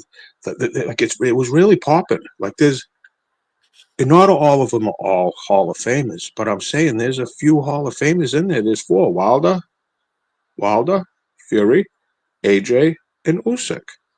There's 4 Hall of Fame heavyweights. Yeah, all of those guys will be Hall of Famers, exactly. Although I don't agree with Wilder being Hall of Fame. I personally don't agree with that, but he will be. He will be in Hall of Fame. You know, he's like not. My he's not. opinion is irrelevant. He's going to be Hall of Fame. Yeah, it's irrelevant. Exactly. We don't have a vote, and he's going to get voted in. Because even for what he did, it's just getting harder and harder to do. Like just to have that type of run, regardless if it was, it's still hard to do to stay at that pinnacle for the amount of time. And like I say, I don't even know who's a Hall of Fame and who's not, because I'd have to be someone like the boxing librarian that really knows all the angles and the trees of the fighters. I'm not at that level. You know what I mean, Dick? Like, no, but to be honest, Chad, you don't need to be historian to see the obvious. The obvious thing is both Fury and Joshua have Hall of Fame resumes. Like, it's obvious even to a casual. Wilder is questionable, but like I said, like we already established, our opinions are irrelevant. We are not going to vote, and we all know that Wilder is going to be Hall of Fame. So this era is not weak at all. It's era with 4 Hall of Famers, and then you have former champions like Parker, like Dubois, and then you have contenders like Chisora. Let's not forget Chisora. about Chisora. They'll look back on him like an Ernie Shavers, so to speak. Not that he's Ernie, but this motherfucker fought everybody, and he's a tough hombre. Like, you're telling me Chisora couldn't fight in the 1950s against Marciano? Go fuck yourself. Marciano might knock him out Chisora or would whatever. I probably don't be know. too big, bro. Chisora would probably be But too big. regardless, you just follow me. Chisora's a real tough motherfucker from this era. He is. Bro, I always said about Chisora, if Chisora had better Andy conditions, Ruiz. coaches, We had our first Mexican American heavyweight champion, Andy Ruiz. Andy Ruiz. You know, Andy could fight. Andy was no fucking joke. Yep. He broke his fucking hand. He kept fighting. His bone was sticking out his fucking knuckles, and he still fought, bro. Andy doesn't know quit. Like, there's some bad motherfuckers, and I'm telling you, as we go on, we look at it now, it's all whatever. People will talk. But like you just say, resumes tell the final fucking word. Is it just who did they do? What happened? This is a fucking golden era of fucking heavyweight, especially with this Moses dude coming up. We got there's some good prospects. You got the big from Australia there's some with long hair. That guy with long hair from Australia, Tere Moana. Is Tere Moana his name? Yeah. Tara Marijuana. Yeah, Kyle's guy. So I'm saying though, it's right here. It's pretty popping. And just think about this, Dick. You know, money talks, bullshit walks, right? You want to talk about a remarkable fucking number I see. They said, I don't know who said, but somebody said, this fucking gap-toothed fucking Ukrainian got paid $132 million for that fight against Dubois. So why are people saying that Usyk is not a star then, but the guy is literally paid $100 million for his fight? I think people are just capping, bro. People are just capping, bro. Yeah. No, they're capping because, Dick, we don't live in Kiev, fucking Ukraine. We don't live in the Ukraine. I don't know what the population is there, but every fucking human being, if they're not blind, they can hear his voice and know it's Usyk. He's the most popular motherfucking athlete in the world per capita because everybody. Bro, I'm telling you, bro, he's very popular. Everybody knows about him in Europe. I don't know about USA. I don't live in USA, so I can't speak. Get justice. People can't understand because we don't live in Ukraine. Yeah. He is the biggest fucking star that maybe there ever been a fucking star in the history of stars for his country. I'm just letting you know. Everybody from the elderly to the kindergartners in the Ukraine know Alexander Usyk. Yeah, bro, he's one of the greatest Ukrainian athletes ever, bro.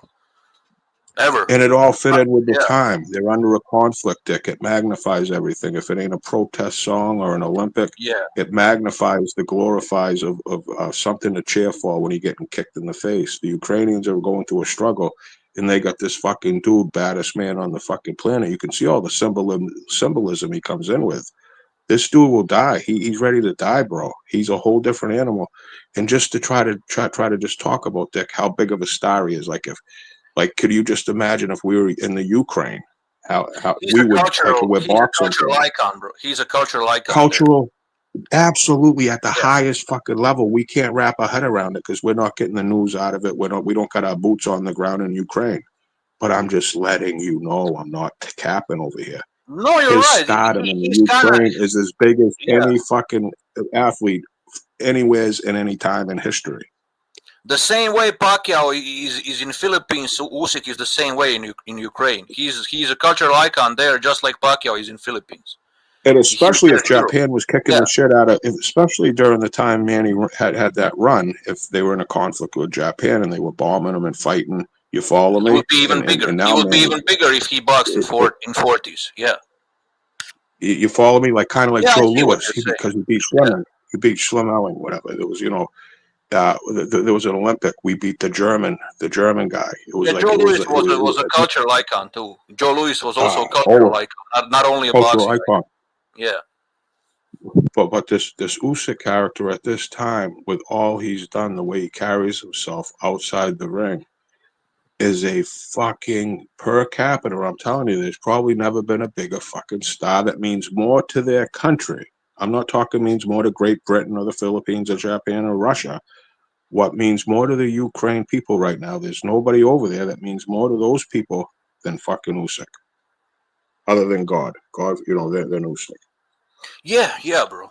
Currently, for sure, they had some great athletes in other sports, but that's irrelevant to this discussion.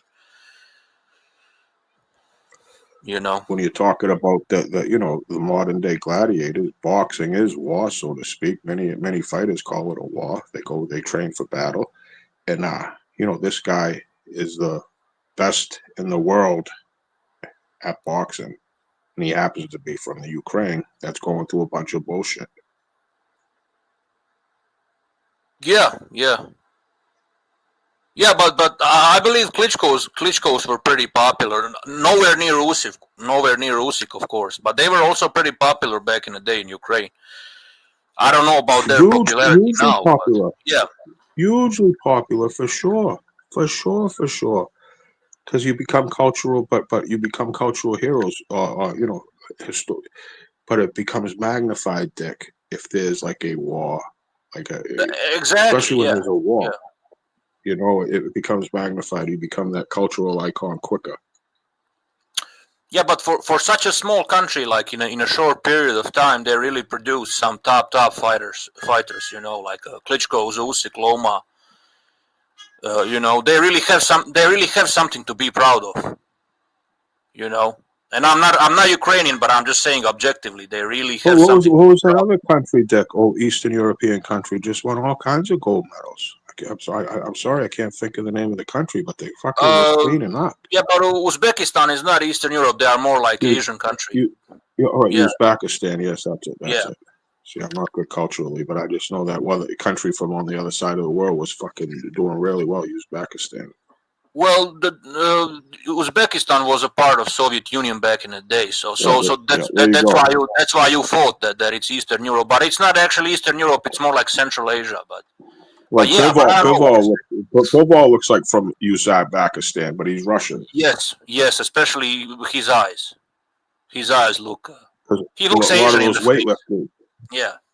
A lot of those weightlifters back in the day in the 70s, the Soviet Union, they were fucking looking like they were kind of like Mongolian or Asian. Yeah, that's how Bivol looks exactly. If you look at his face, that's how he looks. I agree. But did you saw his wife? His wife is insane, bro. His wife is a nut job. But so ain't he. If you, like I say, all you boxing fans and all, we're all nuts basically, because most of these boxers are out of their fucking mind. I'm just letting you know, like, these boxers aren't wired like your everyday normal person. They like wild women. They like wildness. They like chaos. Not all of them. A lot of them are like Usyk, but a lot of these kids, they're not usually silver spoon kids. Usually, a real rich kid going to Princeton ain't thinking about boxing. Usually, it's from people that are looking for a way out of something and they're tough, or they need to. Boxing is just a whole different animal. You go in, you're training to kill somebody every day. You're training to make them bleed. They're just different. And when they, like, you were talking about the fighter earlier, right? He blacked out, did the shit, and fucking whoa. It's like that. Like, could you imagine if Hector Camacho had a fucking Twitter account back in the day? Or I'm just saying. Oh my goodness. Like these guys, it's always been crazy, and they always got crazy women. Do you know how Yeah, many boxes that? Carlos Do you Monzon, know how bro. many Like imagine boxes if have Carlos been beat Monzon up? had Twitter. You know, right? Oh, can Yeah. you? Oh, they would take it right down. Do you know how many boxes have been beat up by women that they don't talk about? Where they could have killed them, but they refrained. Like, yeah, right. Yeah, You a caught me lot of them, slapping it, bro. but what about the?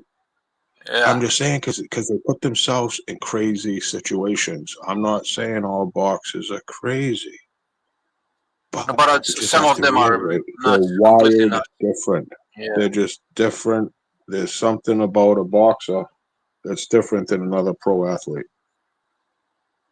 Yeah. or any athlete. A boxer's their own little thing. You And remember that guy? You remember that guy that Yeah. was supposed to fight Pacquiao, but he ended up dead. Edwin Valero. Was Edwin Valero his name? Yeah, yes, What a yes. He fucking was, yeah. nutjob, bro! I watched some documentary. He That was guy undefeated. He was undefeated, wasn't he? yeah, he was. Yeah, He he was was an all knockout machine. knockouts, I think, or something. But these Yep. guys are nuts. These guys are nuts. I remember this one fighter, right? I can't remember his name. I shit, right? I was following him. I met him at the gym, right? Cool kid, right? From Ireland. I think he might have been from Ireland. Yeah. All right, listen to what happened to him, Dick. He was a nut. He was a partier, right? It was at some kind of fucking bonfire, and he tried to run across the fire, and he Yeah. fucking tripped and fell right into the fire and burnt himself out beyond recognition. I think he passed away, but he got fucked up bad. But I'm like, holy fuck, bro! Like I just seen him at a gym like not too long before the accident. I'm like, Yeah. what the fuck?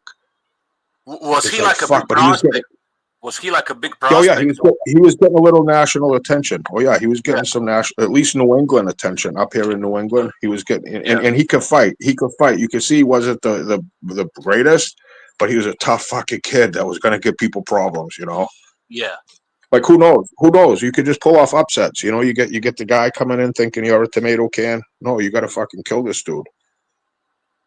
Like I think a normal person would have just died in the fire, but where he was a fighter, boxer, I think he survived. He probably wished he died. I can't believe I can't think of his name. He's got like a boxing name too. His name is like a boxing name. If you Google it, Irish guy. A boxer falls into fire. I want to say around 2000. I want to find out this fucking kid's name, but I'm saying they just live crazy. This other boxer, right? This other boxer I see training, right? He was fucking good, Dick. Dick, he was good. I don't know how good he was going to be, but he hit fucking hard and he was focused, right? Well, 2 months after I see him training, Which year boom, was that? crashes. Which year was that? 2000. In the year 2000 maybe. 2009 maybe. No, 2000, 2001 or 2. Maybe 2003. Was at a party, fell into a fire, and fucking had his shit amputated and everything. Got all fucked up. Was he Irish American or like a real Irish? Maybe like Irish American. Oh, okay. Irish American, maybe. I'm just gonna put boxer.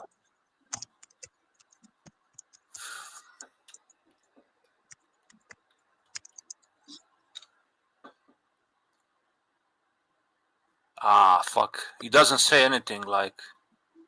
Huh. The only guy that showed up to me is Mickey Ward, but it's not Mickey Ward. Come on, it's not him, you know.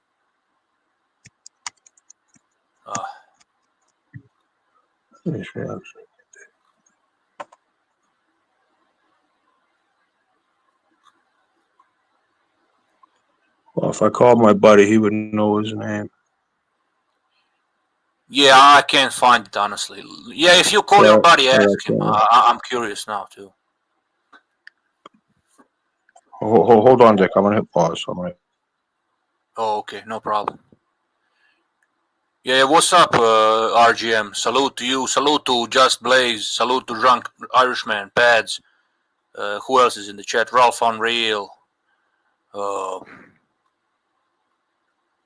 Yeah, Caesar G. Yeah, nice people in the chat. No boxing. They all know boxing. Great stuff.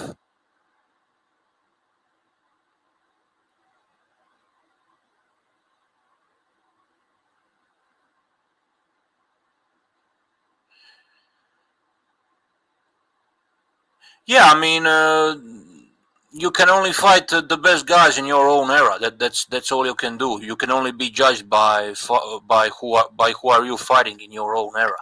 That's the only way you can be judged. Everything else is a fantasy. I agree with the Carlos. I think Usyk is a victim of his era in a way. Both at cruiser and heavy, Holyfield had the likes of Quavi, Dokes, Thomas, Douglas, Foreman, Cooper, Bow. I don't agree with this fully. I don't fully agree with this because Quavi, I don't think Quavi is that much better than Brady's, to be honest. I don't think Holyfield's cruiserweight run is that much better than Usyk's cruiserweight run.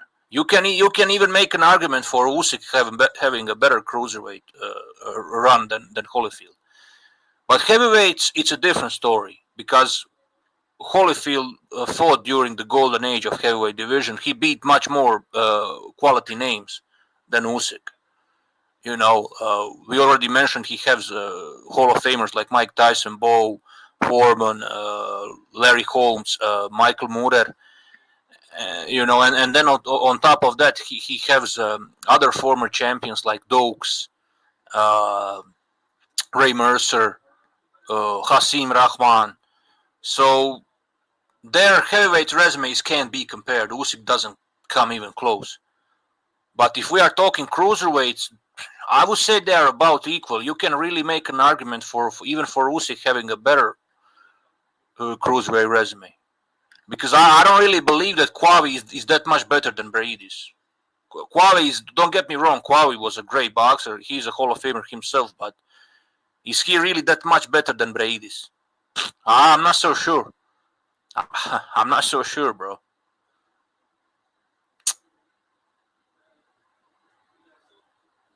Yeah, jump on RGM. We need more people on the panel, bro. We need more different opinions, different perspectives. Because if we all agree with each other, it's gonna be boring, right? So we need all of these different opinions.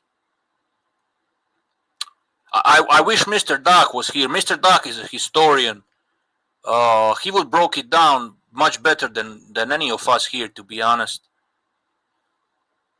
Like we all know boxing to a certain degree, but Mr. Doc he's like a boxing encyclopedia. That guy can break down any resume of any heavyweight from any era, you know, from all angles. I would like to hear his opinion. I don't know where Mr. Doc is. I didn't see him in a while. But yeah, like if anybody can message him or something, I would like to hear his opinion on a panel. I would like to hear his opinion about Usyk and his legacy. How would he do head-to-head with these greats? It would be interesting. Okay, fair enough, bro. I'll be live. I can be live for at least like a 1 hour or 2 hours. You know, I hope somebody will jump on in between.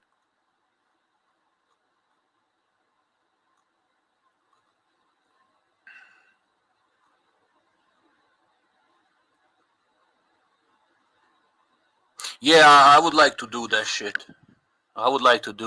Bro. Bowe versus Usyk, Lewis versus Usyk. I think both Lennox Lewis and Riddick Bowe would beat Usyk, to be honest. I think Usyk would have better chance to beat Lennox Lewis than Riddick Bowe, stylistically speaking. I'm not saying that Bowe is better than Lennox, but stylistically speaking, I think Usyk would have a better chance to beat Lennox than to beat Bowe. Because what can Usyk really do against Bowe? What can he really do against Bowe? I don't think he can beat him outside because I think Bowe has better jab than Usyk. Okay? I don't think he can beat him on the inside. I think Bowe would beat the shit out of him on the inside. Riddick Bowe is one of the best inside boxers I ever saw on a video. He's even good at mid-range. I don't really see, stylistically speaking, I don't really see what can Usyk really do to beat him. he has better footwork than Bowe, but that's not enough. Because like I said, Bowe can beat him in any range.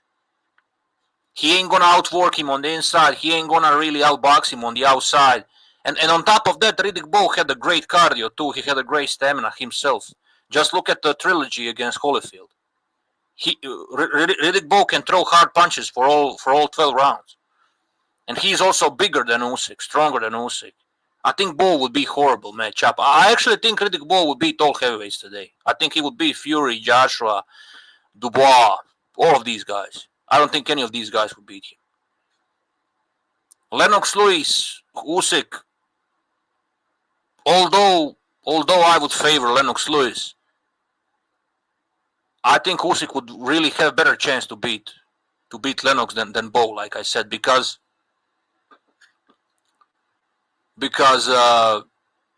at least he can fight Lennox at the mid range and he can fight him on the inside. Lennox Lewis is not really an inside fighter. You know, he usually just clinches on the inside. He's usually clinching against his opponents. He's not really fighting on the inside, from what I saw. Every time fights would happen on the inside, Lennox Lewis would clinch his opponents. And Usyk would have chance to outwork him on the inside. To be honest, it's not easy to grab Usyk. It's not easy to clinch, to wrestle against him. So he could outwork maybe. He could maybe outwork Lennox on the inside. But what would he really do against Bowe? Nothing. Stylistically, I think that's terrible matchup. Terrible. You know, the only reason I would pick Lennox against Usyk is because I think most of the fight would be on the outside, and I think Lennox Lewis' superior jab would be enough for him to win on points. You know, and I think most of the fight would be on the outside, so that's why I think Lennox Lewis would beat him. I don't know how you guys feel about it. It's all fantasy. So, yeah.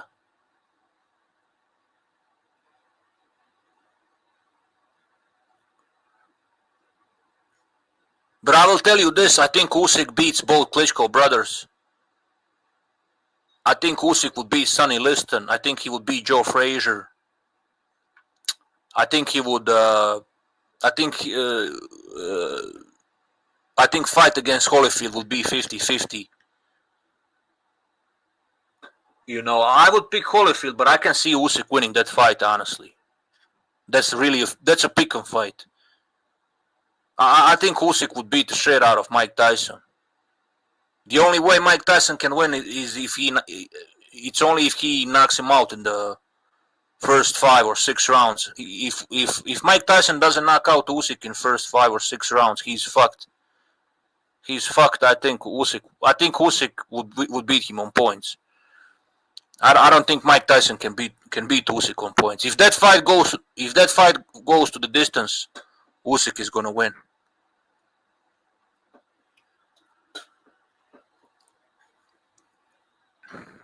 So I would favor Usyk, honestly.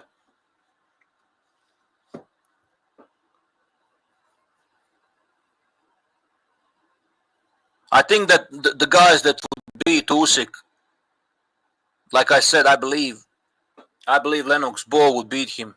I believe Ali and George Foreman would also beat him, and Larry Holmes. All other guys, I believe Usyk can beat all other guys except those I just mentioned. I believe he can beat any of other guys except those I just mentioned. That's how I believe Usyk is good. He's very good. He's a threat to anybody. Nobody beats him easily. Usyk can compete against any heavyweight in history. Like I said, I don't believe he is the best, but he can compete against anybody. Nobody beats him easily. He's a skillful, and he has a tricky style. He's all around, he's a very good boxer. Like the only Usyk's, I would say the biggest Usyk weakness is his body. Somebody that's like a good body puncher can create problems for him. and somebody who is going to try to out-muscle him. Like, boxing against Usyk is probably not going to work, except if you're like a great outside boxer. Then you can box against Usyk. But other than that, you are supposed to out-muscle Usyk and try to knock him out. That's the best strategy against Usyk.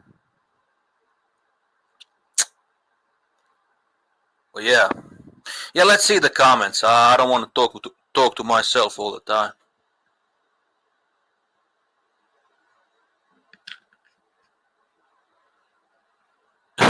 Like JJ Okocha, so good they named him twice, I guess. Yeah, Teremona.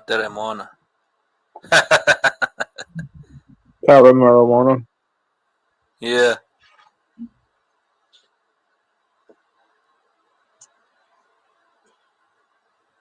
I mean, Xander Zayas fights tonight. I know it's a heavyweight. Who's pushing the husses and stuff? But if you don't want to talk about the fights tonight, that's fine. No. Who is he fighting, bro? Who is he fighting? He's fighting a Mexican dude. Is that Mexican good? Is that Mexican dude anything good? I watched some of his highlights. Oh yeah, the Mexican has some hands. Oh yeah, Xander ain't that big of a favorite, so that should be an interesting test. No, I'll watch that then. I never watched any on any fights that Mexican had. And I never watched his previous fights. And by the way, I know that girl that you got a little feeling for. Clarissa's fighting tonight. I know that you like Clarissa. Nah, come on. I don't like female boxing, bro. Did you see her weigh in? Her weigh in. I like Clarissa. She's pretty awesome. She really don't give a fuck. I'm a big Clarissa because I'm American. I'm biased. She looked a bit fat, bro. She looked a bit fat. She does. There's a lot of cushion. Yeah, a lot of cushion for the pushing.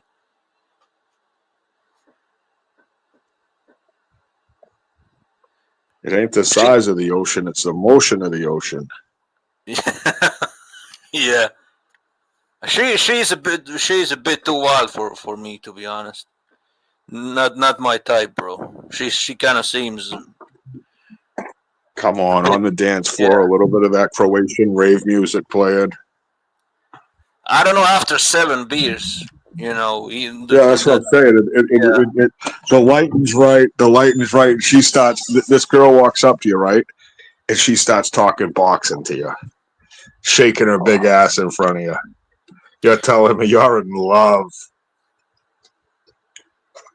Yeah. Like I said, I mean, I fucked way worse than her, so everything is possible. But I'm saying, I think 7 beers is a push. I'm saying a couple beers, right? You know what I mean? Especially if she starts talking boxing to you.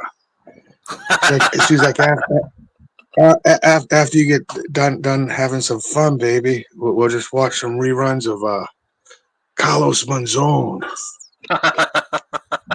You probably think that this girl's gonna kill me. I don't think she likes white guys, bro. I don't think Clarissa is into white guys. I think if I know for a fact, if I saw Clarissa at a nightclub, there would be a shot that I'd have a chance with her. Because if I could just dance with her, she'd say, "I like this guy." And I'd mention Hagler too. I'd whisper in her ear, "I love Hagler."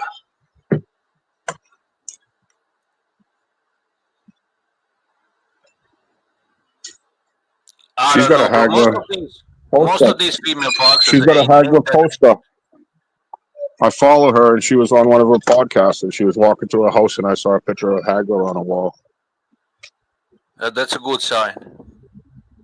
Fucking right, it is.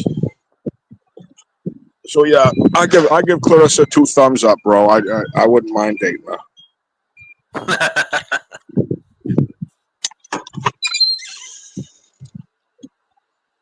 I don't know. I'll tell you right now, she'd have too masculine for me, honestly. She's too masculine, bro.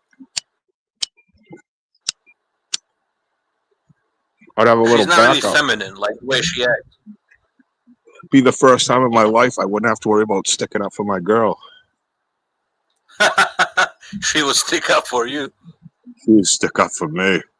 I can't be on the. If I was dating Clarissa right now, I'd say, "Pull the fuck up, my girl will pound the fuck out of you." I'd be talking so much shit. And Clarissa, the thing about it is, she got a little bit of fun tickets too. She'd say, "Okay, honey." She'd be calling me Bay. She'd probably call me Bay.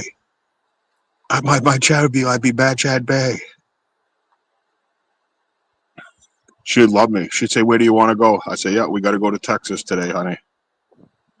She said, "Okay, Mad Chad, let's get going. I got to go kick some ass. I got to fight tomorrow night." I'd say, "You'll get there. We'll get there on time." So, which female boxer is the most attractive to you? Clarissa. Okay.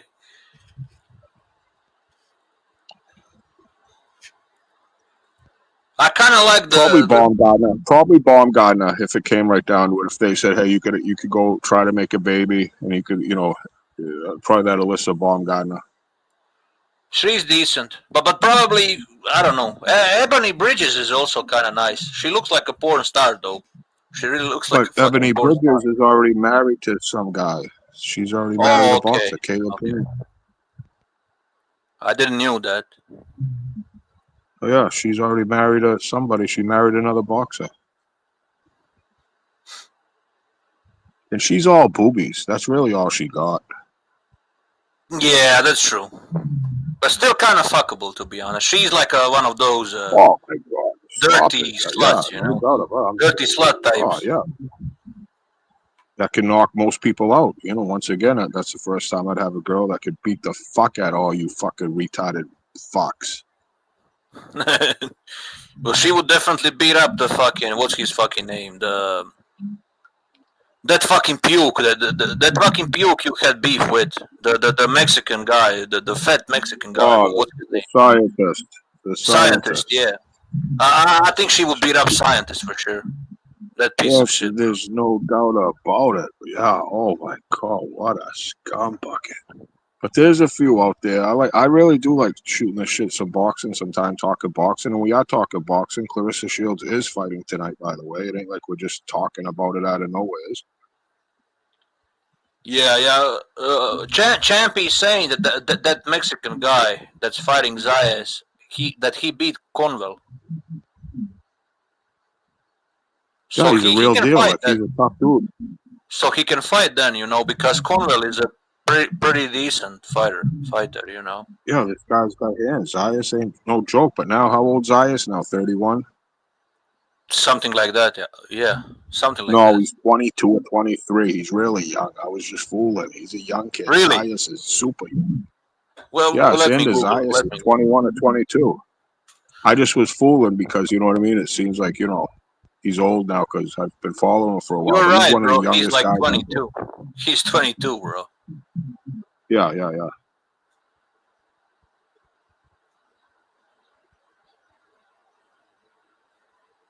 Well, Zayas needs to beat this guy. If he doesn't beat this guy, then,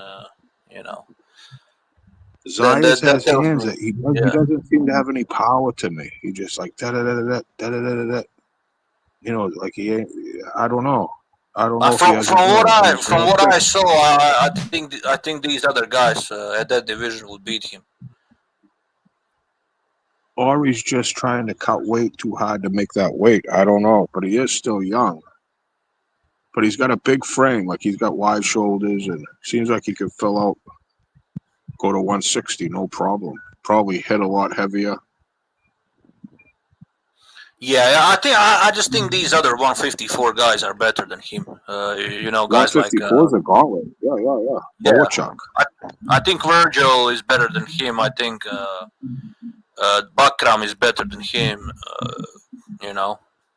Even Bohachuk would beat Fundora, Bohachuk. I think all of these guys would beat him from what I saw. I don't think he has punching power to compete against these guys. Well, he's got a good step up. Good barometer tonight. See what temperature he's at. Yeah, we will see tonight how good he is. Maybe he proves me wrong. Maybe he proves me wrong. Maybe Bud Crawford proves me wrong. I know we're heavyweights, but it's wrong. Like I get fights wrong. Everybody gets fights listen, wrong. I honestly have Canelo winning, bro. And I'm not even Canelo fan. You know that I'm not a big Canelo. You know that I'm not a big Canelo fan. Me too, Dick. I have Canelo. Oh, okay. Yeah, bro, I just don't believe. And that's Listen, wrong. I'm a Crawford fan, but stylistically, I don't think that Crawford can pull a Sugar Ray Leonard type of performance against Canelo. He never boxed like that. He doesn't have fast feet like that. His footwork is educated footwork, but his feet is not fast as Arislandi Lara's feet was, for example. I just feel Canelo is going to catch him eventually, even if Crawford ends up winning on points.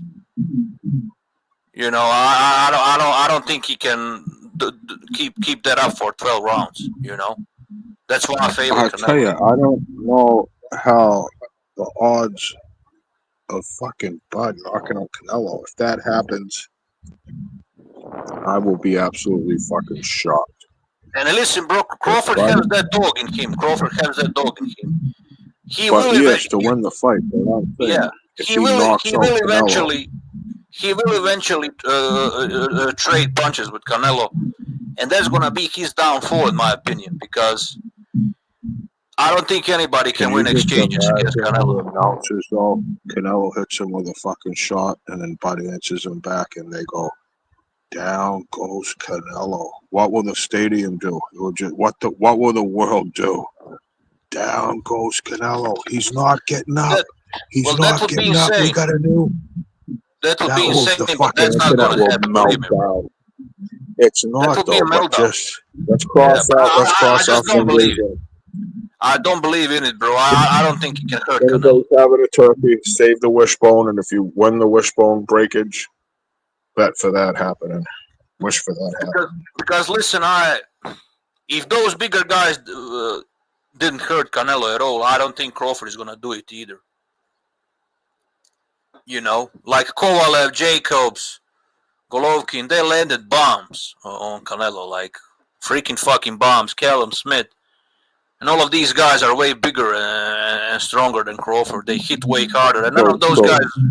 We talk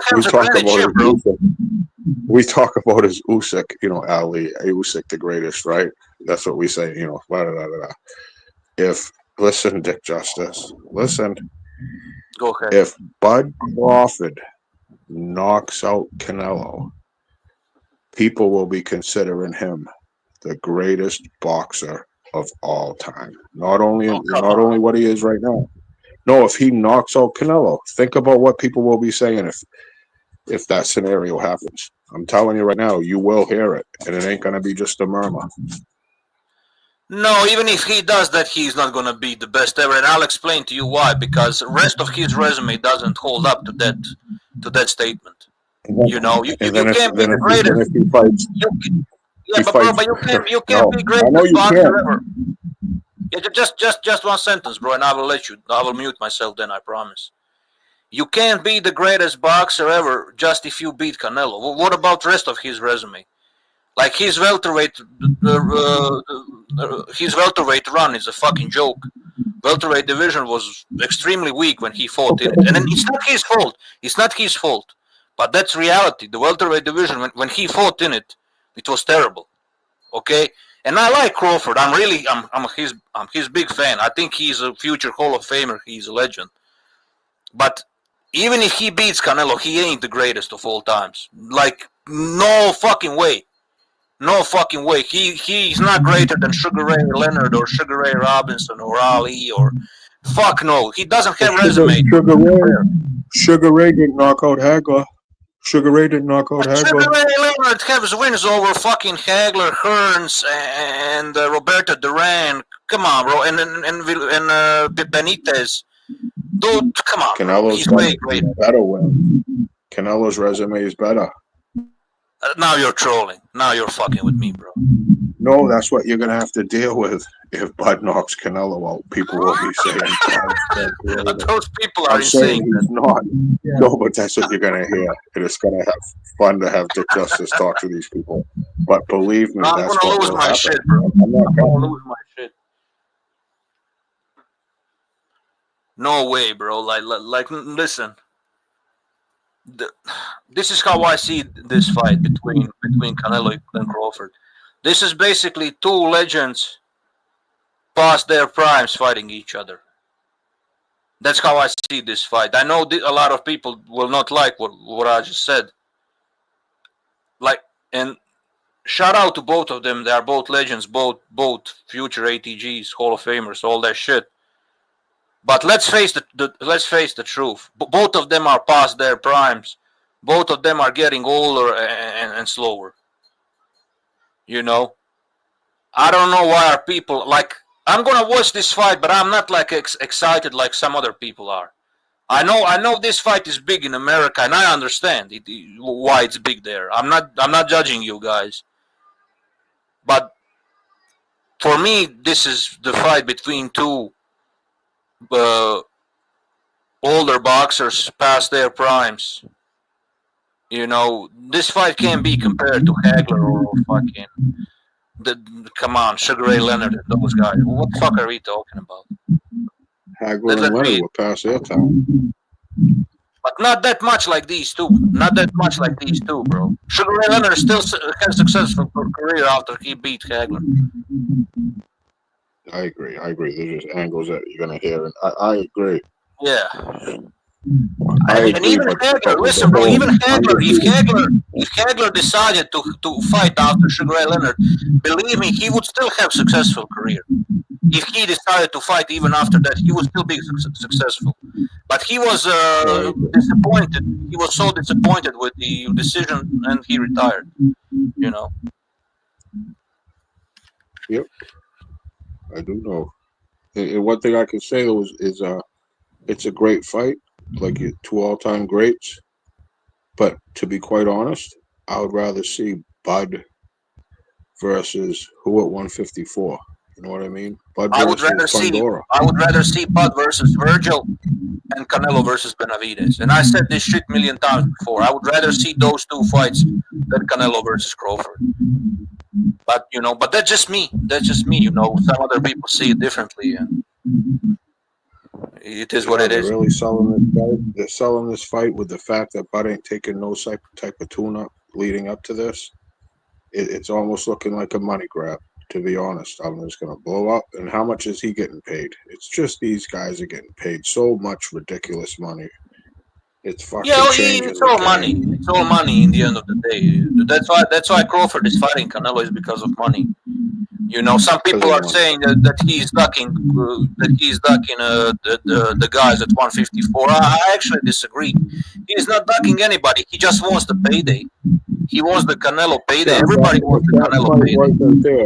If the Canelo payday wasn't there, he would have been fighting one of the people we mentioned. Exactly. 100%. So this ain't no duck. You can't duck to go fight Canelo. It's a win-win situation for Bud.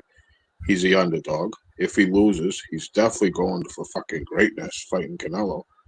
It's really a lose-lose for Canelo because if he wins, to me, he was supposed to win. And all right, you beat another guy. You could compare it almost to Jamel Charlo. He was an undisputed fighter, not Bud. But it's just a guy moving up, not one, but two weight classes.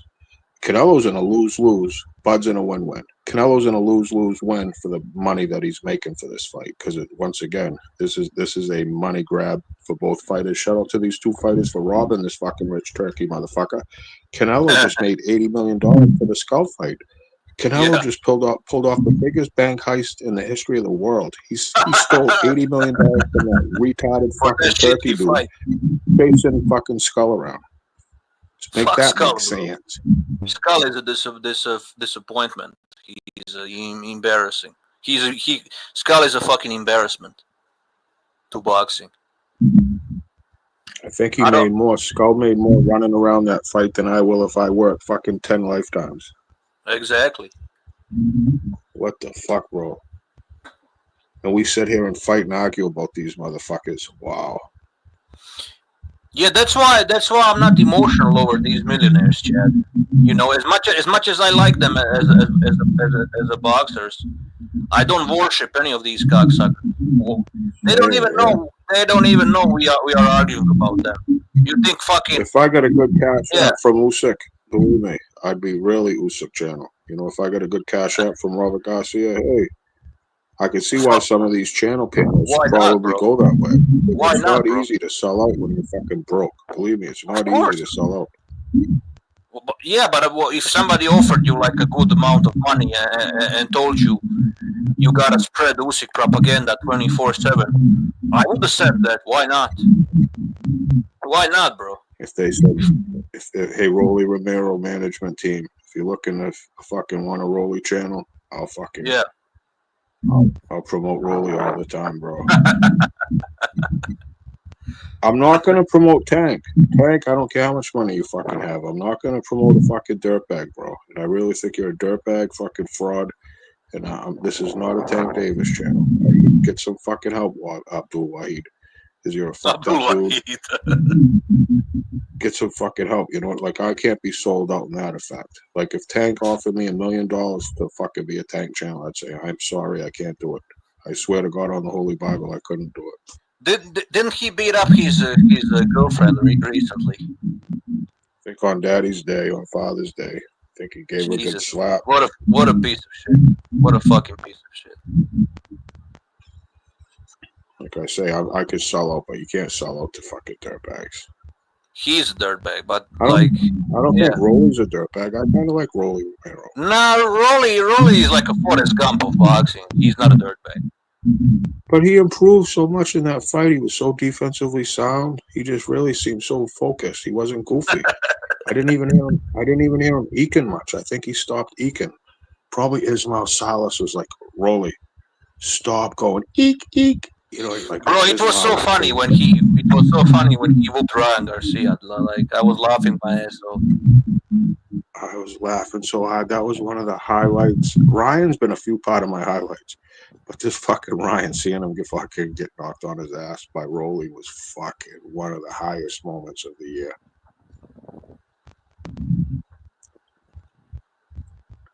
Do bums start drinking at noon too? No, well, Caesar G, like, I would say no. I would answer no. But a lot of non-bums in Croatia start drinking at noon on the weekend. Caesar G. Fucking what the fuck? I think it's Saturday. Usually there's some college football games going on. People are tailgating. People are going out for brunch.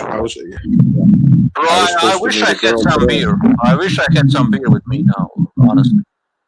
Well, that's what I'm saying. That bums just don't do it.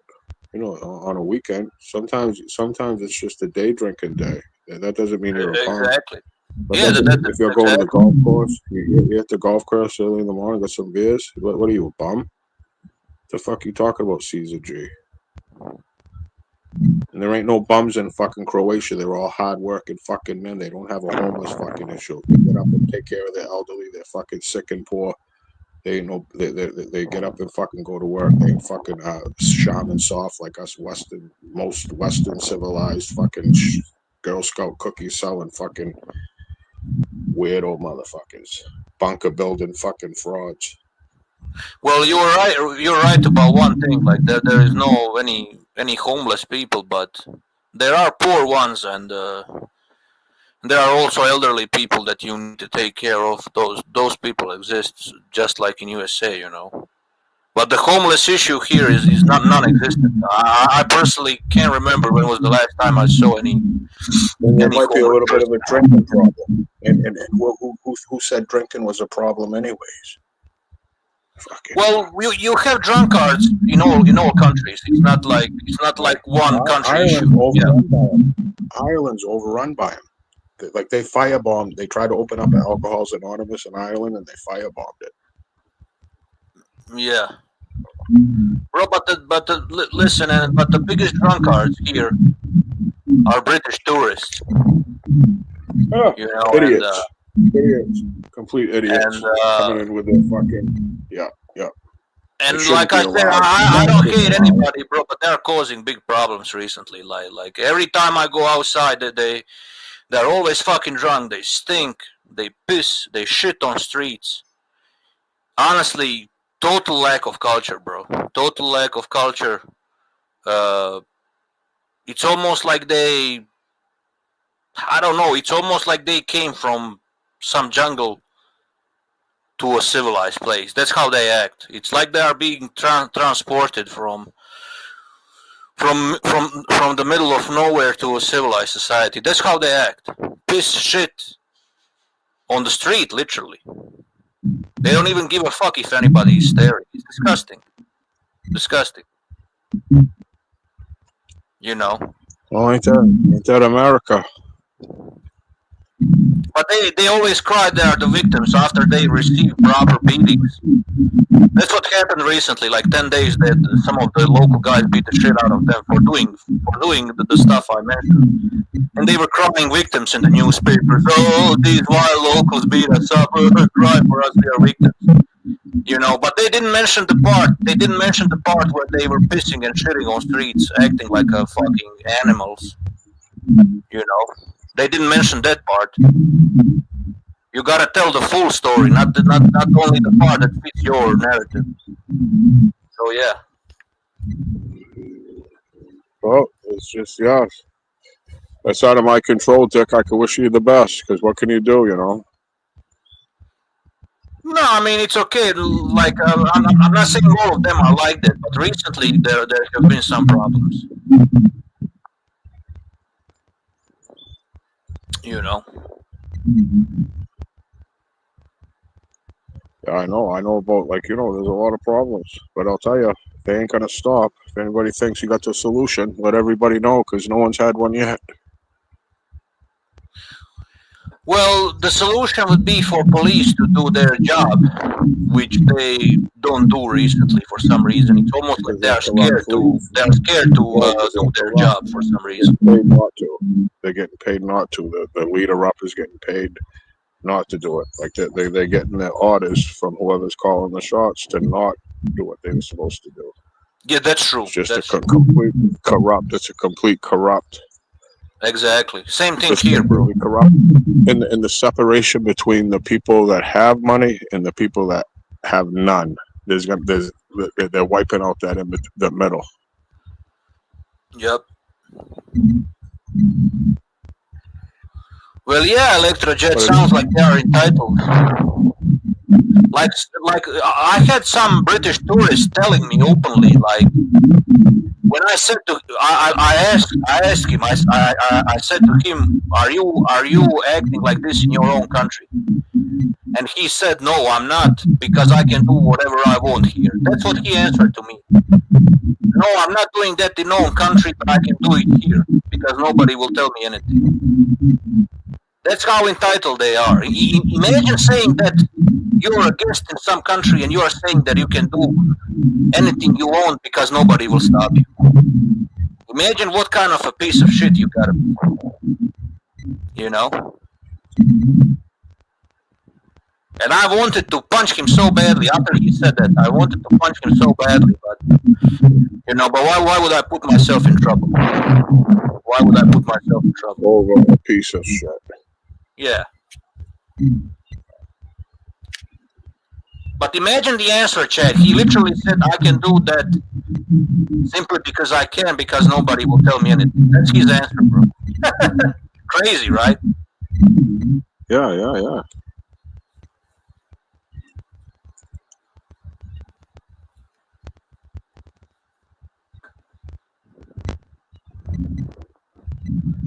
Well, they are knowing everything. Like they are not bad. They are not, you know, if they are not drinking, they are okay. But once they are drunk, they turn to assholes. They become completely different people. That's when you need to break it, take the law into your own hands. You know, put the bullet in the chamber and. Yep.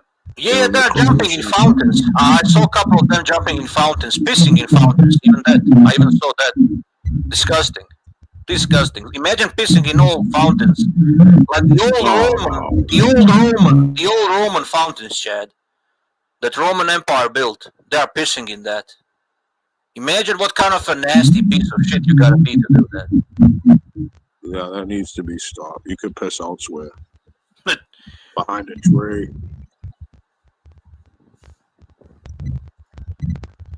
Don't piss in the fountain. Well, Outlaw, I'll be honest, bro. I met few Australians, and they are nowhere near as bad as these weirdos.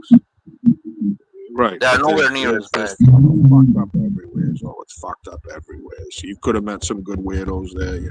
It's fucked up everywhere, Dick. Don't beat yourself up. It's right fucked. The whole place is fucked. We got a fucking weirdo fucking president. That fucking Netanyahu dude's out of his fucking mind. I don't know what the fuck's going on here. With Putin fucking scares me. That fucking Kolinsky, he's a fucking jerk face. What the fuck's happening, bro? Yeah, but Chad, I gotta ask you this: how are tourists acting when they come to Maine? Are they polite or they? Yeah, polite. They're all rich ones. They're rich ones.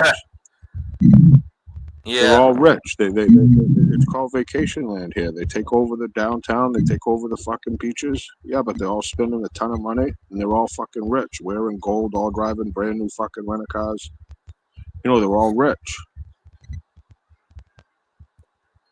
Yeah, that's why. Unless you're rich. You know what I mean?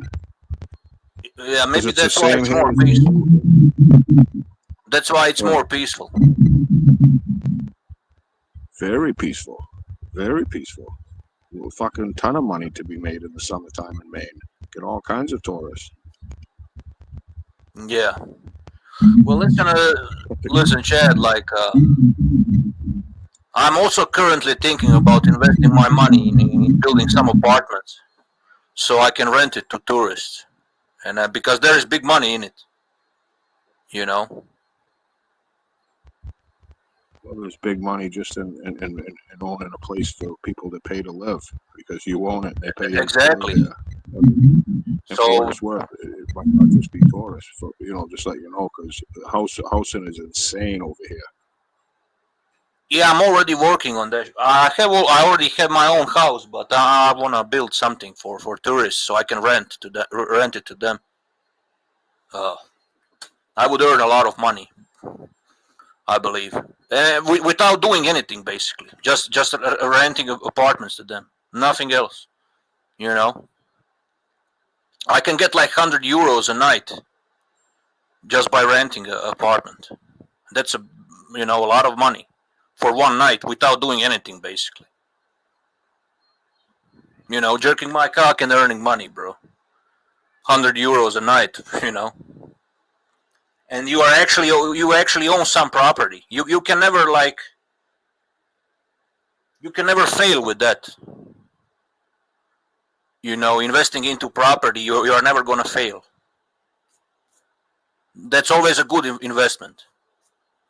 You know. And then if you don't, if the property ain't working right, what you call a little Jewish lightning. Jewish lightning. Who is that? Wow, how did that fire start? No, I don't know what you mean, Jewish lightning, bro. What do you mean? Lightning? The lightning can cause fire. You know, a lightning bolt can hit a place and it'll start a fire. Oh, you mean insurance money? I can get insurance money. 2 + 2 is 4, Dickie. That's what this old Italian dude from Yonkers, used to own race horses, told me one day. He's sitting there, a place burned up in Old Orchard Beach there. It was on the front page of the, local paper. Sitting there at the bar, this old timer, right? He goes, hey man, Charlie, what's that? He goes, you know what they call that? I go, what? He goes, they call that Jewish lightning.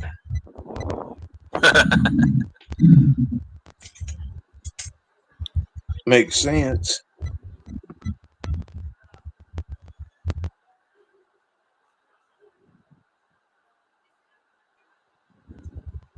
It's all corrupt. Everything's fucking corrupt.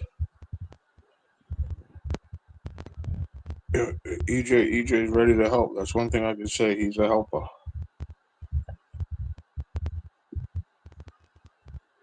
What about maintenance costs, though? The tourists you talk about gonna fuck everything up. I mean, they can try. They can try to do that, and they are gonna be in a world of trouble. they're gonna be in a world of trouble if they are even thinking about that, you know. And to be honest, you can pick and choose who do you want to rent your apartment to. If you know how to pick normal people, you ain't gonna have issues. It's all up to you. If you're gonna rent your apartment to a shitty people like on that, then you should be prepared for all the worst things, right? Like Dick will have Peter Von Ox probably had a security to keep everybody safe in his apartment. Yeah, Peter Von Ox will protect. He has superiority, have the drones overhead to make sure no one. Yeah, superiority, yeah.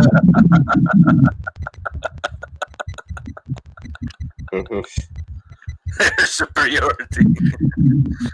Where is Peter, bro? Peter is a legend. Peter's a legend. Should be some great fights tonight, Dick. I just wanted to swing by and say hello, bro. I really like hanging out with you, bro. You're like an awesome user. Yeah, I'm glad we are finally talking some normal topics, you know, instead of bullshit drama.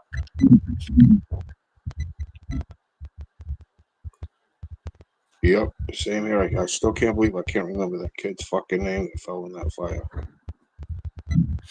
Yeah, message me when you remember, because I'm curious too. Did the other kid crash into a fucking wall or something? He was fucking good. He was gonna be good. Yeah. All around the same time. And I remember my friend, he fought on ESPN. He got a good fucking little paycheck, and he got a fucking sports car. And I remember telling him, "Yeah, you're gonna end up like fucking Salvador Sanchez or someone, bro." As he fucking. Bro, I can't believe. Yeah, Chad. Listen, I can't believe. Like, I think I was listening some boxing show, like maybe a week ago or something, and there were some people comparing fucking Inoue to Salvador Sanchez. Listen, as much as I like Inoue, as much as I like him, Sanchez would beat the shit out of him. I don't know these people. Are they on drugs?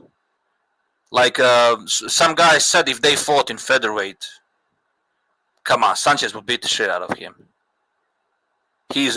Sanchez is a way better boxer. Fuck, you just to believe, like when you watch him box, it's hard to believe that he's that young. It's like, what the fuck, yeah, bro? He even looks older than his age. Like he fought older than he was. Like he was one of the most special fighters that ever stepped foot in the fucking ring. For his fighting ability, for the ability of fighting, boxing.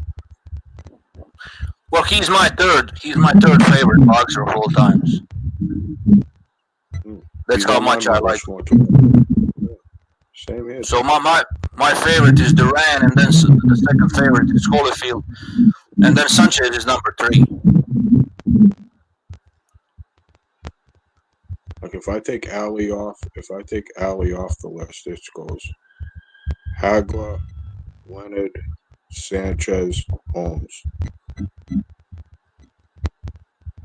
That's your Mount Rushmore. So yeah, without Ali, because Ali's just on his own one. Like he has his own Mount. It's like Mount Ali. Bro, I think Holmes is so underrated. Holmes never got the credit he deserved. I got so fucking mad with Get This Smoke when he said Holmes ain't a Hall of Famer. I'm like, oh my god. Yeah, I remember that. I got so mad at that dude. That's as mad as I got at a lot of people. I was so mad at him that day. Then I started thinking to myself, like, why am I mad? He's a fucking idiot.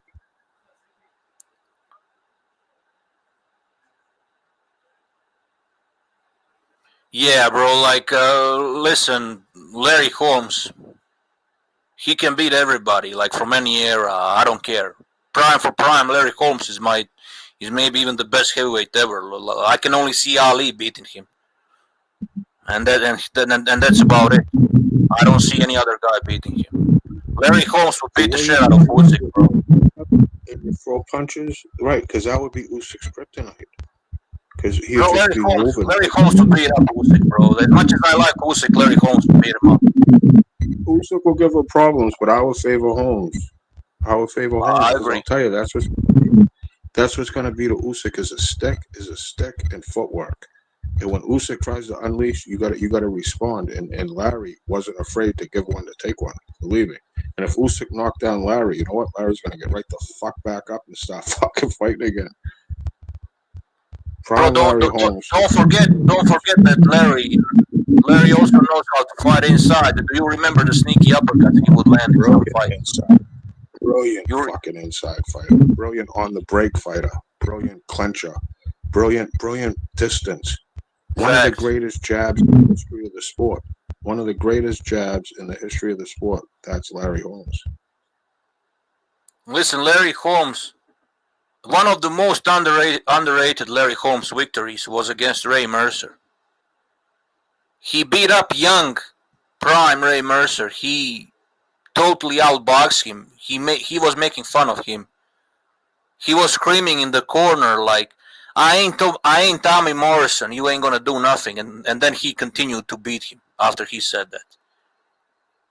And we all know how tough Ray Mercer was. You know, like he gave a very hard time to Holyfield and Lennox. Inside the ring when he ran over the fucking Cadillac to get at who was he fighting? He fucking ran over the fucking car. You mean Trevor Berbick? Trevor Berbick. Yeah, remember that one? Holmes was fired up, bro. He was a fucking dude, bro. Larry, like you said, underrated. I remember the destruction he did to fucking Joe Frazier's son. Marvis. Larry beat him. I thought he killed him. Pull that fight up if you want to see it. Yeah, I'm going to actually pull up that fight. Just give me a second. I'm going to pull it up. Oh, my God.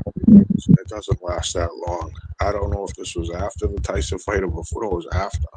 Before. That was before. Joe Frazier didn't care about who he put his son in with. Holy fuck. That's what I'm saying. The mentality. Yeah, like Teofimo Senior. They just believe they can beat anybody. Bro, you can see how Joe Frazier was. So you can see how disappointed Joe Frazier was. My God, how would you feel watching him get obliterated? Yeah. Yeah, I found the fight. I'm gonna put it on, bro. It's a short fight, actually. So short. What, you gotta pull it up? Oh yeah, this is Larry Holmes, Marvis Frazier. What year is this? Oh fuck, let me see, bro. I didn't Google it. Wait. 83.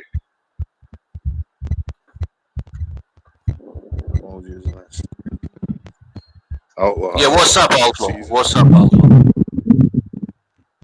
What's good? Salute, chat. God bless. Yeah, it was 1983, Chad. You were right. 1983 was the year when this fight happened.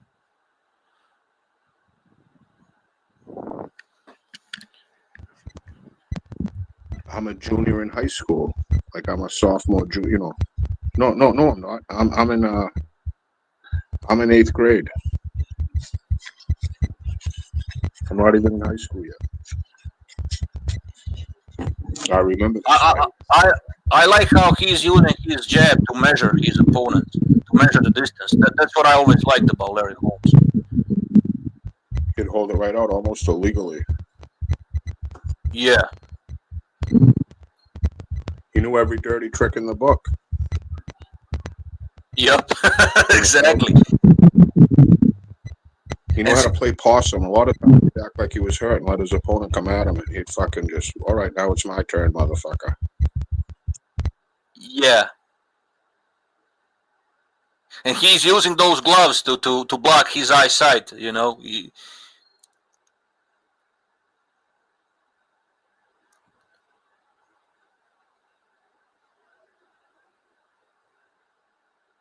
What a fucking jab, bro. He's pushing him around like a little kid. That's that's so funny, bro. But Marvis Frazier was very, very small for a heavyweight. He looks like a cruiserweight to me. He looks more like a cruiserweight than a heavyweight. Oh, damn. That's what I was about to say. Larry already found his range, you know. You could tell he already found his range, and that's what happened. Yeah, bro. Look at Joe Frazier's face, bro. Yeah, because he knows what's about to happen, bro. I feel sorry for Joe there. Looking his son's obliteration. Look at this shit, bro.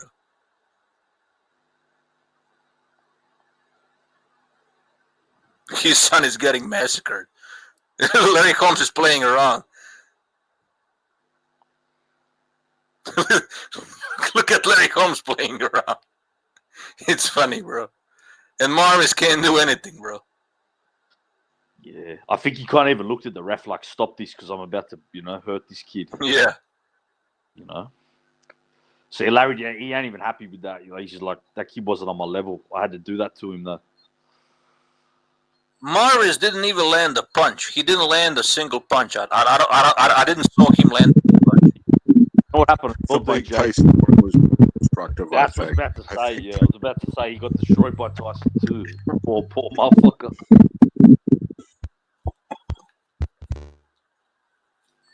Yeah, he ran into a like Larry Holmes and Tyson, like they were firing like on all cylinders. The 94, both of them.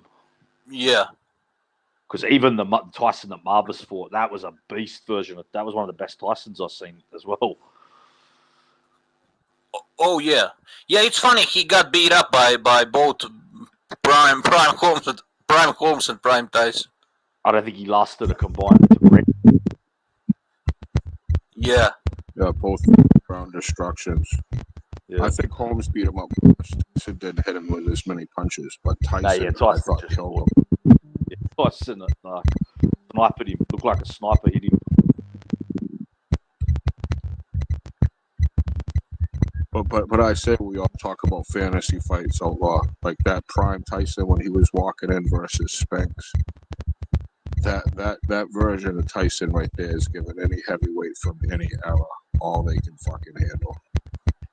Yeah, well, I actually think, Chad, that might be actually Larry's hardest fights. Like, I know Tyson fought a past at home, but I think it's Tyson.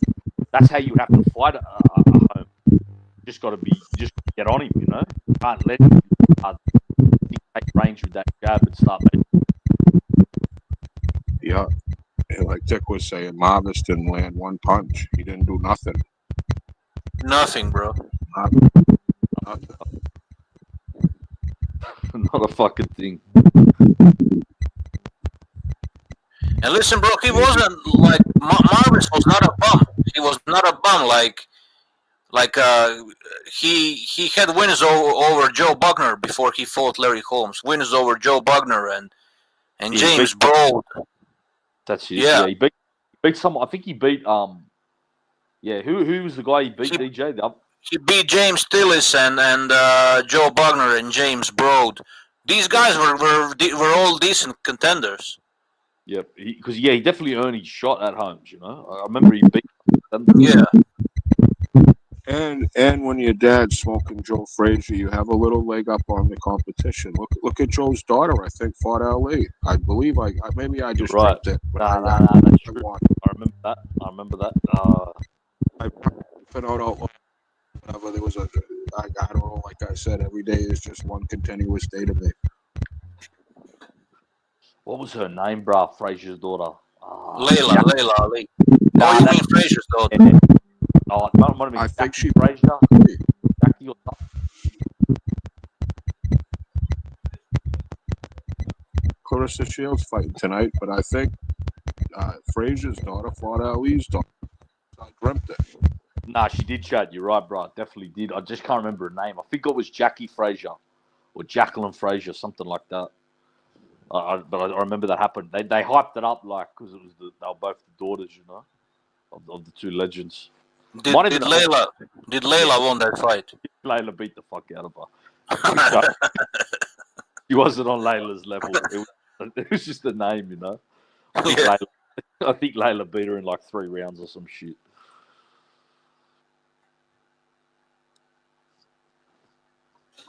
I think Layla is actually one of the few female boxers that kind of look good.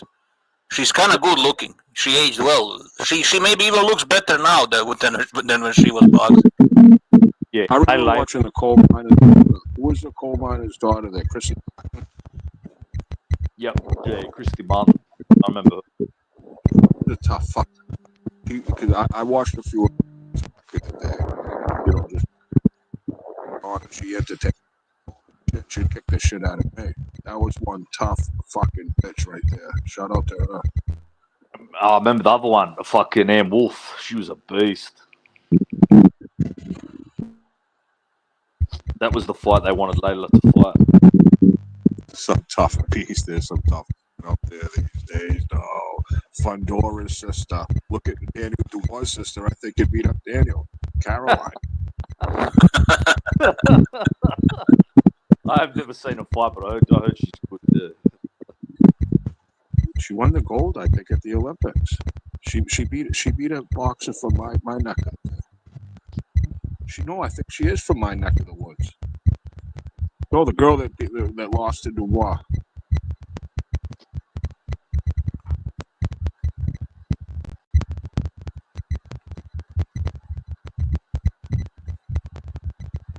Who's this? Is this Arguello versus No, it's Joe Frazier versus Buster Matis.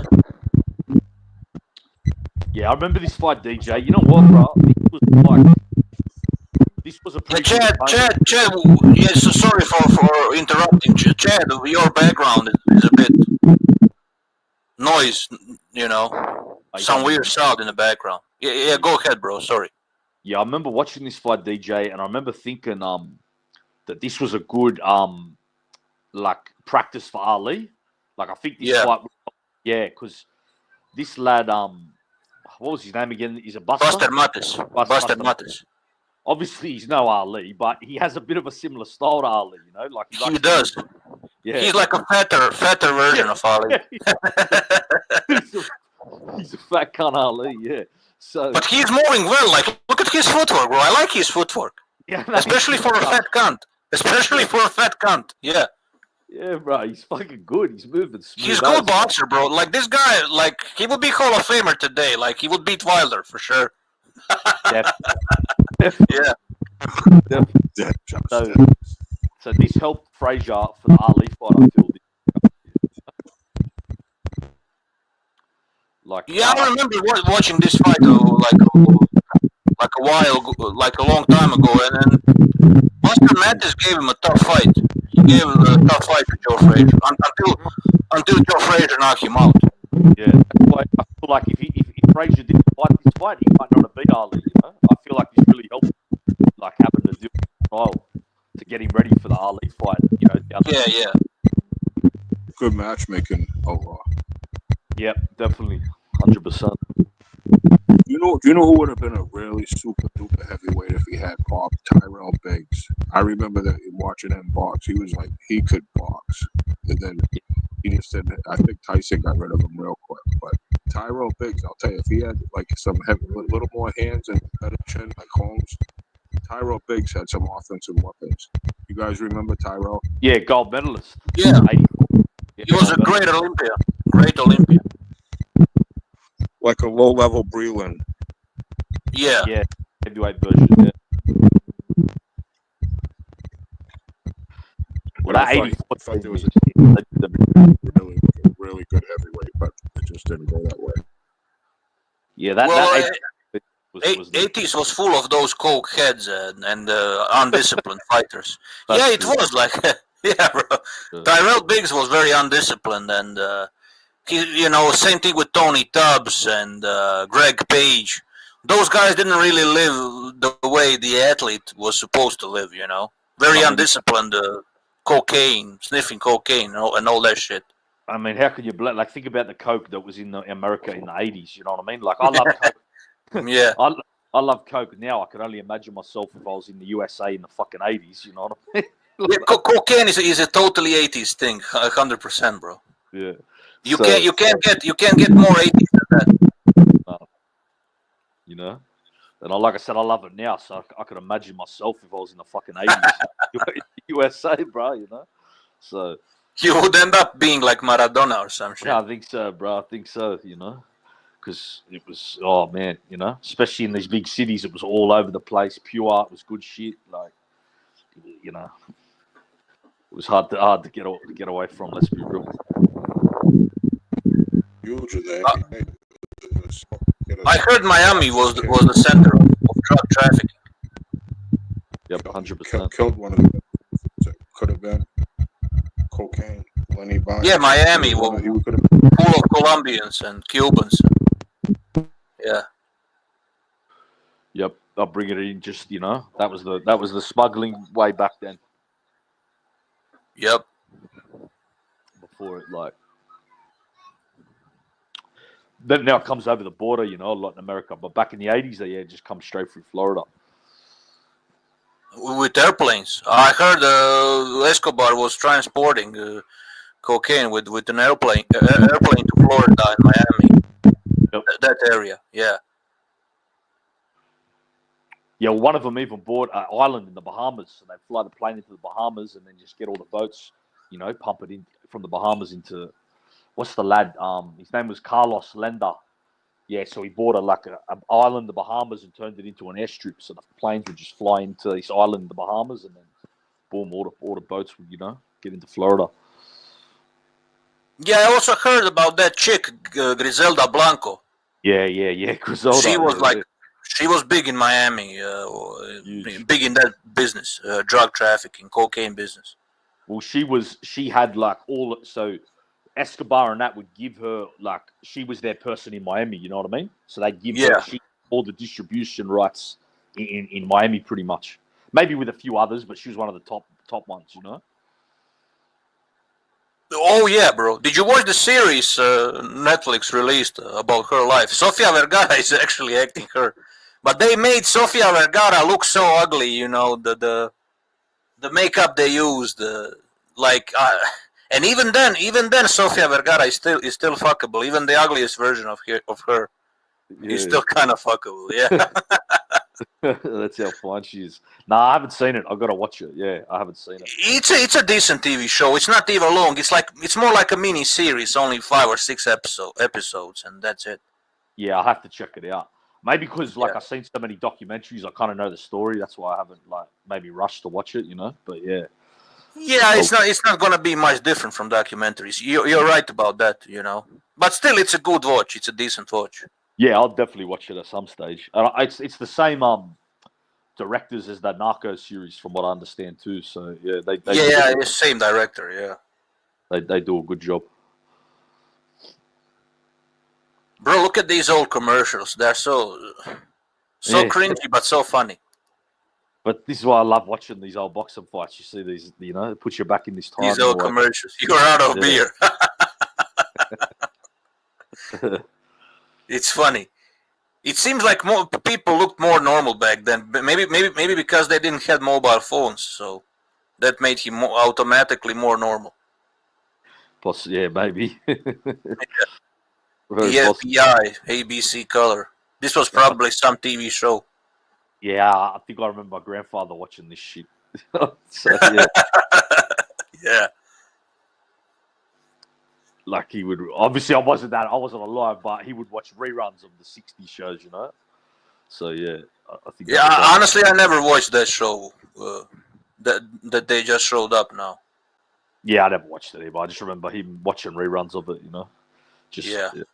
He used to like the Untouchables. He used to watch reruns of that. I don't know if you ever saw that. Yeah, I did. Untouchables was actually a good show, even for modern standards. Yeah, I agree. But bro, this is excellent fight so far. Like, both of them are sticking to their game plans. Both are kind of effective. You know. Yeah. I would say Joe Frazier is a bit more effective because he's landing like harder blows. Yeah, definitely. Yeah. But Buster had his moments. He lands like couple of jabs here and there, but yeah. But Joe Frazier is like pressing the fight. Joe Frazier is controlling the pace. And as much credit as I'm giving Buster, like he's a good fighter, he just can't land consistently enough on Frazier. That's why and look at Frazier's head movement, bro. It's elite in this fight. Yeah. It is. Yeah, Frazier is an ATG. Well, he's an 100%. ATG, but ATG pressure fighter as well. You know. Oh yeah, well when you say inside fighter, he's the one of the first that's gonna come to my mind. Obviously Roberto Duran too, Julio Cesar Chavez, but Joe Frazier is up there. Definitely, yeah. Yeah. Agree. I ain't even gonna lie. The guy you said is one of your favorite fighters because I was listening to chat. I think Holyfield was an amazing inside fighter too. Oh yeah, Holyfield is my favorite all-time heavyweight actually. Yeah, I could see why, bro. And Riddick Bowe was a great inside fighter too. That's why I think their fights were so. That first fight was a masterpiece, you know. Yeah, bro. Those fights could go either way. I mean, the third fight was also very close. Like Holyfield almost knocked out Bowe, and then after Holyfield dropped Bowe, he got tired. He literally got tired, and then Bowe dropped him, and that was the end of the fight. That's right. But Holyfield was actually close to winning that. If he didn't get tired, he would actually have chance to stop Bowe, bro. That's how close that third fight was. Yeah, he almost had like an asthma attack in the ring or something, if I remember. Yeah, I think that's Michael Moorer fight, but correct me if I'm wrong. But I think that's Michael Moorer fight. I think he had a heart attack in the Michael Moorer fight. Yeah, I think you're right. Yeah, that's right because he lost that fight too. Yeah. Yeah. That's why I'm getting mixed up. But then he that beat him was the first. He beat him in a rematch. He knocked out Michael Moorer in a rematch. Yeah. That's right because that's how Foreman got the belt off. Is that how Foreman did Moorer win his belt off Holyfield, or did he have one anyway? I think he won the belt of Holyfield. Of Holyfield. Yep. Yeah, I thought. Yeah. I'm just guessing. I'm not looking up, but I'm guessing he didn't get any belts. He did before the first fight. Because Holyfield beat Bowe immediate rematch, and then Moorer must have took the belt off Holyfield. That's what I'm thinking. I think that's how it was. Yeah. Yeah. So then that's how George become champion. Bro, I never understood why Michael Moorer didn't spend more time in a light heavyweight division, because I think like with his skills that he had, he would have like an amazing light heavyweight run if he actually wanted to do that, you know. But he very quickly moved up to heavyweight division for some reason.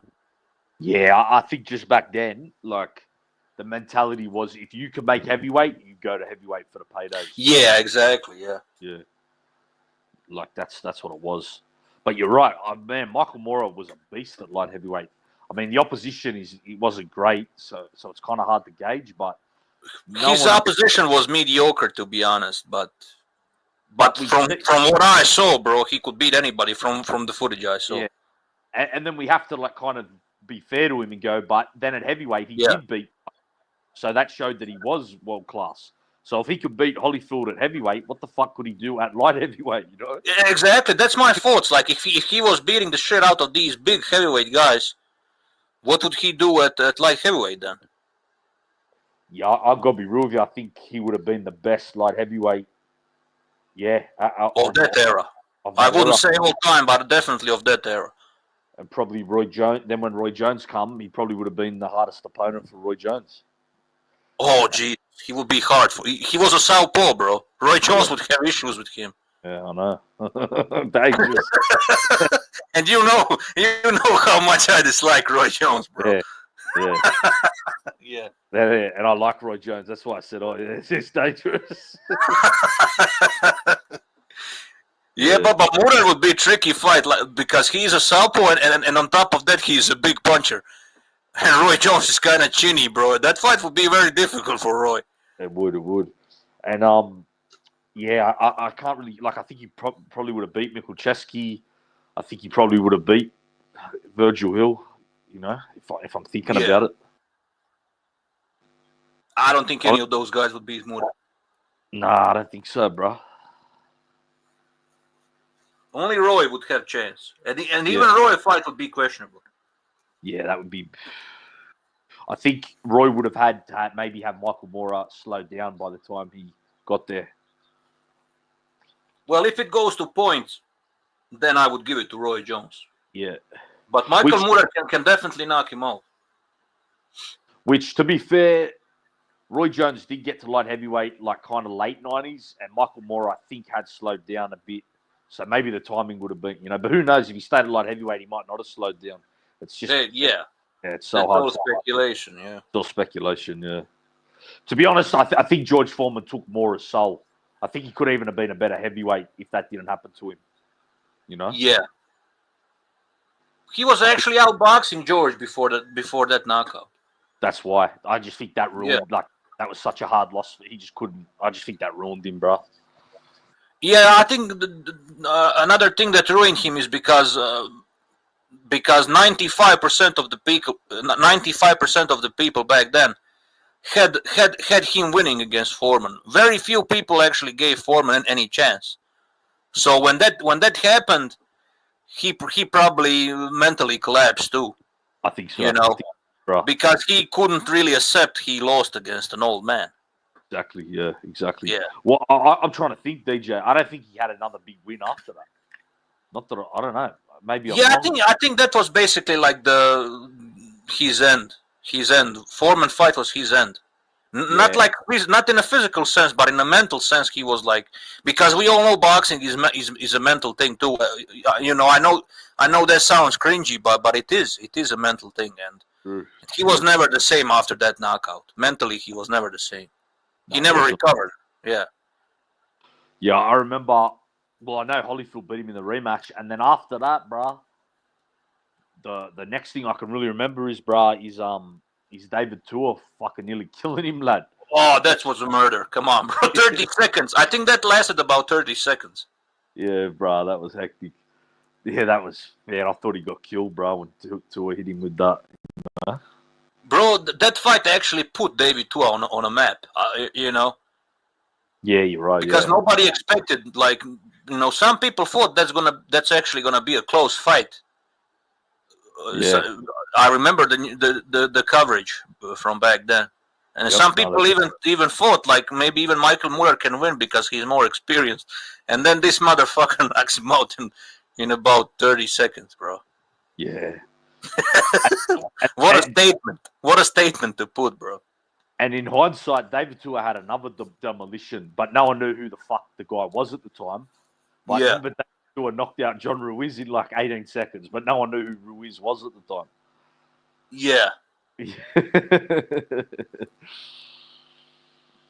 David Tua had some nice wins. Michael Moorer, Hasim Rahman, John Ruiz.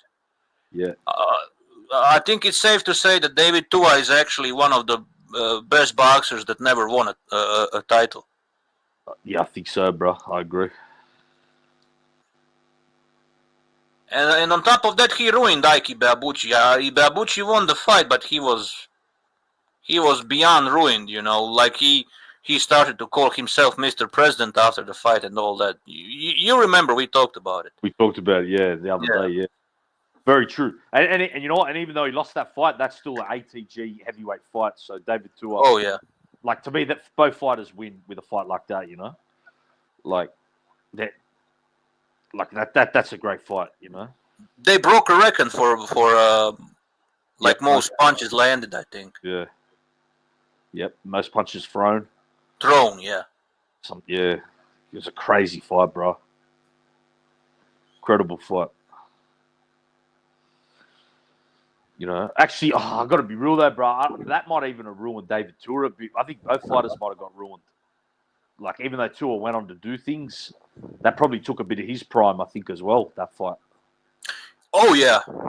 Both of them. It took from both of them, but for some reason it took more from Mikey Belbucci, which is kind of funny. Yeah. I think David Tua, the Samoan chin, was able to, not take as much damage, Yeah. And I also believe that fight was a lot closer than some people had it. That fight could go either way. I'll be honest with you. I've watched that fight a couple times. Sometimes I have it a draw. Sometimes I have it Ibuchi, maybe 7-5, but really close fight. Yeah, but I wouldn't even judge people that had Tua winning. Yeah. Because listen, a lot of those, I don't know if you remember, a lot of those body punches that Tua was landing, the commentators didn't even address the body work. David Tua did. Yeah, great body work. And he rocked. And the only one that got rocked in that fight was Ike. Because Tua's got a legendary chin. I didn't see Tua get hurt. I seen Ike get wobbled, a couple times in that fight. Yeah. But, Ike's recovery was just sick. Like, he was a specimen, so he would recover real quick. Yeah. I mean, the way he was built, just look at his neck and his chest and, he really looked like a prototype of a boxing champion. Yeah, he did, definitely. Yeah. Yeah, David Tua, man. Like I said, he had a hectic chin and one of the biggest punches as well of all time. But bro, how short was he actually? He was shorter than Mike Tyson, right? I believe so. Yeah. Jesus, he was so fucking short, but very stocky. He was extremely stocky. Yep, and just had that fucking crazy power, Yeah. He left hook, man. He landed that. You remember when Suleiman was saying that he only likes stocky females? That's funny, bro. Yeah.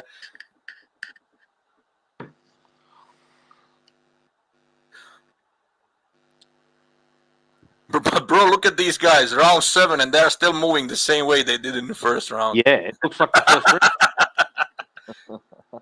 And this guy is supposedly fat fuck, but look at him. He's still moving. Looks very fresh.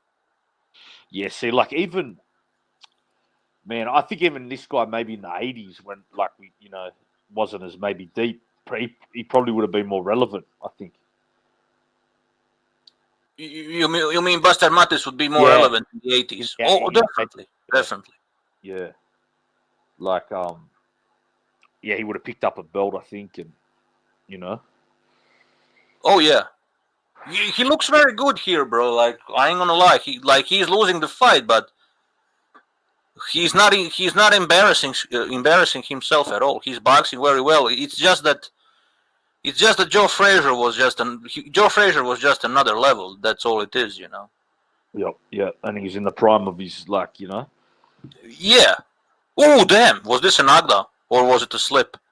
I think it's a slip. Slip. Yeah.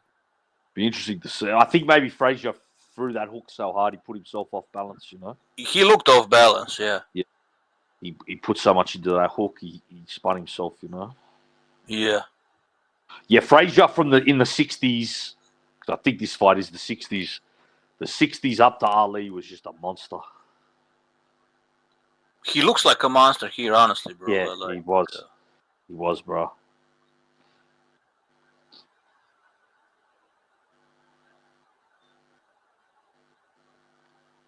Oh, that body shot was disgusting, bro. It looks relentless, the body shots, bro. Yeah, that one was brutal. Oh, nice head movement there. And then he immediately punishes you with a body punch. Yep, and that left hook upstairs. Yeah. He cuts the ring off there. This is a great fight to get him ready for Ali. He's even throwing his right hand a lot here, at least in this fight. Oh, definitely, yeah.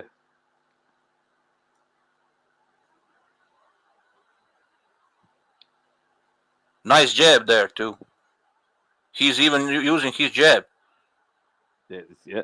Then he faked the right hand coming with that hook to the body. Yeah.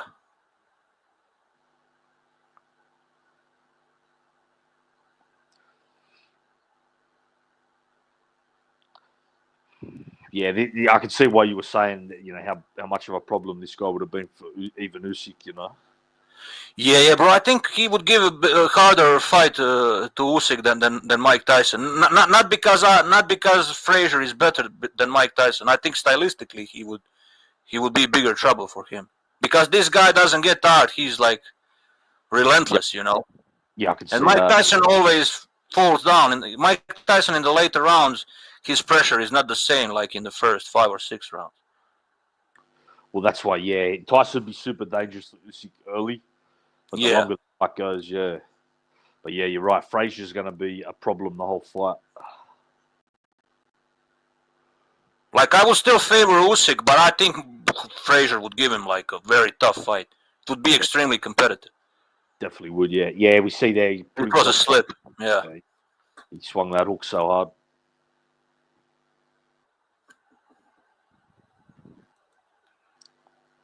Mr. Pads, Clarissa Shields is a retard. That's all I really need to say. Yeah, that's something. Come on, that's honestly, like we don't even need to talk on that. That's mental.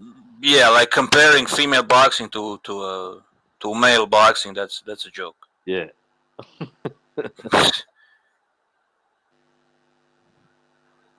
I think Buster Mattis is kind of getting tired now. I noticed he started to fight, from a closer distances because he kind of got tired he's not dancing anymore like in the first few rounds. That's what I noticed about Buster. I think it's all those body shots that slowed him down. You know, maybe I'm wrong, but he's slowing down now. He's not like in the first few rounds. And he's kind of forced to fight on the inside because he can't dance anymore on the outside. That's what it seems to me now. Yep. And he's clinching way more than earlier in the fight. Yeah, and Frazier's just cutting the ring off more and more as well. Yeah. Frazier was man, he could cut the ring. Yeah, bro, Mattis is tired. You can see that he's tired.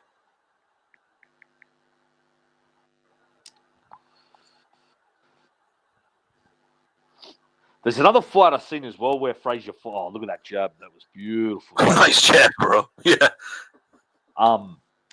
There was another fighter that was a bit of a mover, and Frazier destroyed him.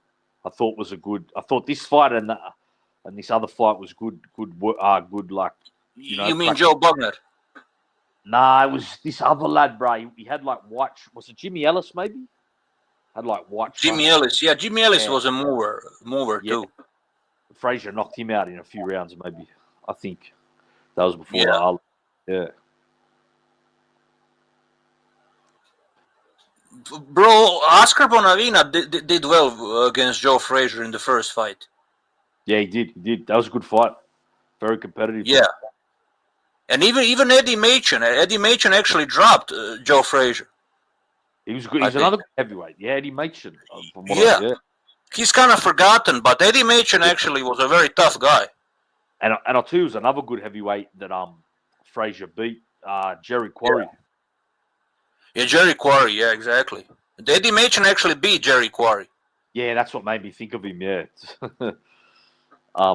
And who did Jerry Quarry? Jerry Quarry had some good wins. Did he beat Ron Lyle? I think he won against Ron Lyle by decision, and he knocked out Ernie Shavers in the first round. That's bro. right. Yes. Yeah. Damn, that's 2 good victories, bro. Yeah. Well, Jerry Quarry was a good counter puncher. That's what I noticed about him. Yep. And he beat some other guy, Mac Foster, I think, knocked him out. That guy had a good, was on a bit of a streak. He beat Buster Mattis himself by decision. As well, yeah. Yep, he had a very good resume, Jerry Quarry. Yeah, he did. But unfortunately for him, he was his era was too hard for him. With Ali, Frazier, Foreman, Holmes, those guys were just another level. Yeah, definitely. Yeah.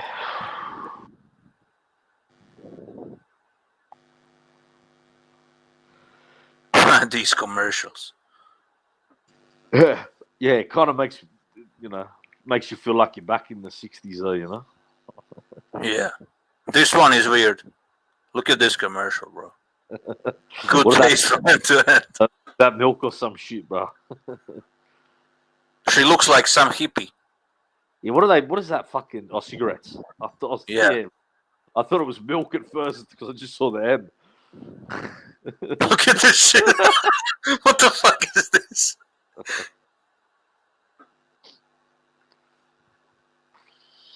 We'll see what... Yeah. This is the weirdest shit I've seen in a while. We'll see what it's trying to advertise. If you smoke cigarettes, you can go out and fuck a chick like this, you know? That's what it's trying to say. Yeah. You offer a chick a cigarette, you know, you'll be able to fuck her. That's what they're trying to say with that. Yeah, I think that was the message of that commercial. Yeah.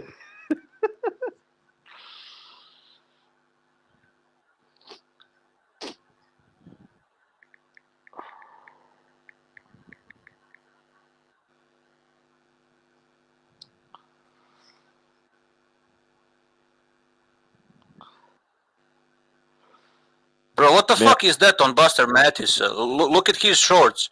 Is that blood on his fucking... on his pants? I don't know what that is, bro. Might have, yeah, Yeah, you can't see from this angle. Now, you see now. Did you notice it? Is that a fucking piss or blood? What the fuck is that? Yeah, I'm hoping it's blood. Did he piss in his pants? It's all those body shots. It's all those body shots, bro. Yeah, the only thing I was thinking is when he sat down on the stool, did he fucking bleed all over himself, you know? Yeah.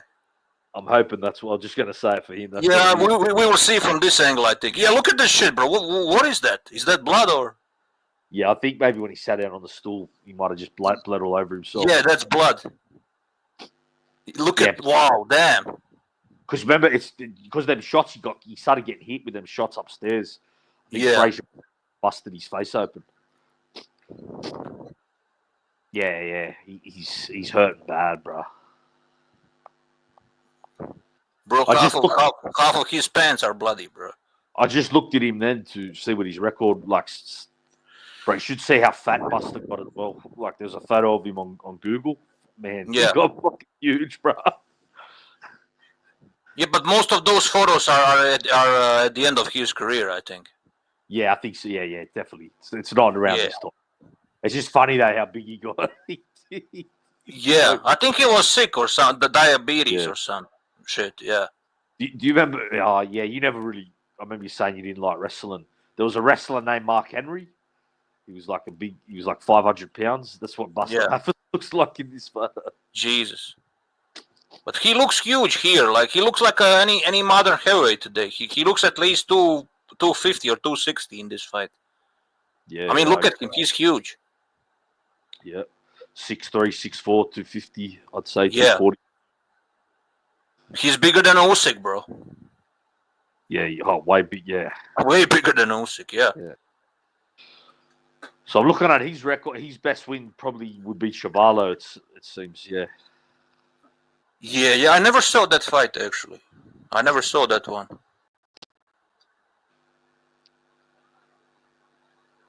Yeah, I wish... Yeah, go ahead, bro, sorry. No, I was just saying he was undefeated after this Frazier fight. Yeah, he was. He was undefeated before this fight, yeah. So we can say he was in his prime and then Frazier knocked him out. Yep. He's got a knockout win over Chuck Webner as well. That's interesting. Yep. TKO, yeah.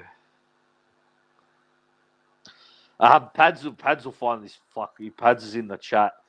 His last two fights before this were in Sweden. That's crazy. Yeah, it is, right? Yeah. Fought in Stockholm and Gothenburg. Yeah, I know Floyd Patterson had a couple of fights in Sweden. He fought Ingemar Johansson in Sweden, but he even fought Jimmy Ellis in Sweden for some reason. Like, imagine that. 2 Americans fighting in Sweden. And Floyd... Yeah, go ahead, bro, sorry. Was that after Ingemar fight? It was after. It was in the 70s. Like, Floyd Patterson was kind of a bit older, maybe past his prime. I'm thinking maybe Floyd Patterson become a bit of a hero in Sweden just because of the fights with Ingemar Johansson. Maybe that's why they did it. I don't know, you know. Yeah, but I remember that fight against Jimmy Ellis was in Sweden, and that fight was actually a robbery. Like, Jimmy Ellis won that fight, but most people felt that Floyd Patterson actually won. Oh, really? I'm going to have to check Yeah. I will actually play it after this fight. Yeah, right. Well, that's... So we can score it then after this fight. Yeah. Although I'm on this other phone, though. It'll probably die, though, soon. Ah, fuck. Yeah. Well, we should I do mean, that. we can do it other day. We can do it Yeah. other day if you can today. Yeah. I only got like 2% left. Yeah. But that's interesting, DJ. Yeah, we definitely got to do that. I'm going to save... All right, I'm not going to watch that fight.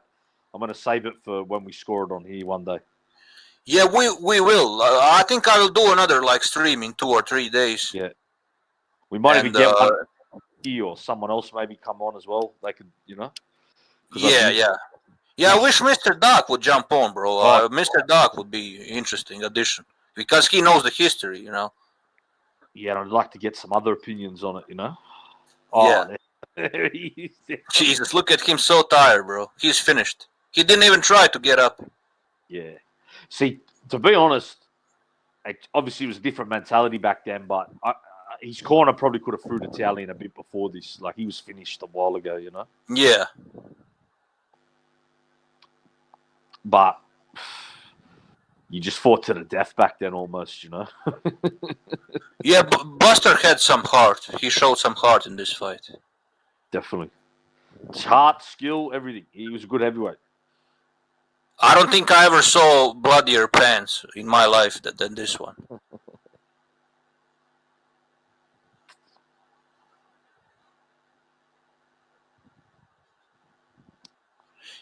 Yeah, Mr. Pads is saying Rasunda, same stadium as 1958 World Cup final. That's interesting. Okay, yeah. That was Pele first World Cup victory, if I remember. Yes. Yeah.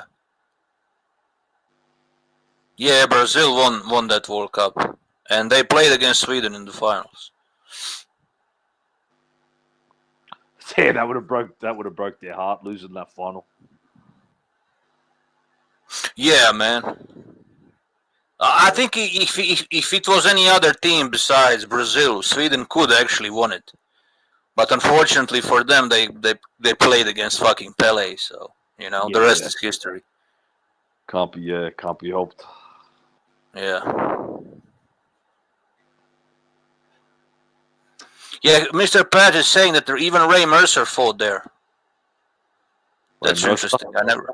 Yeah, he said Ray Mercer fought here too. Wasn't boxing in Sweden banned for a time?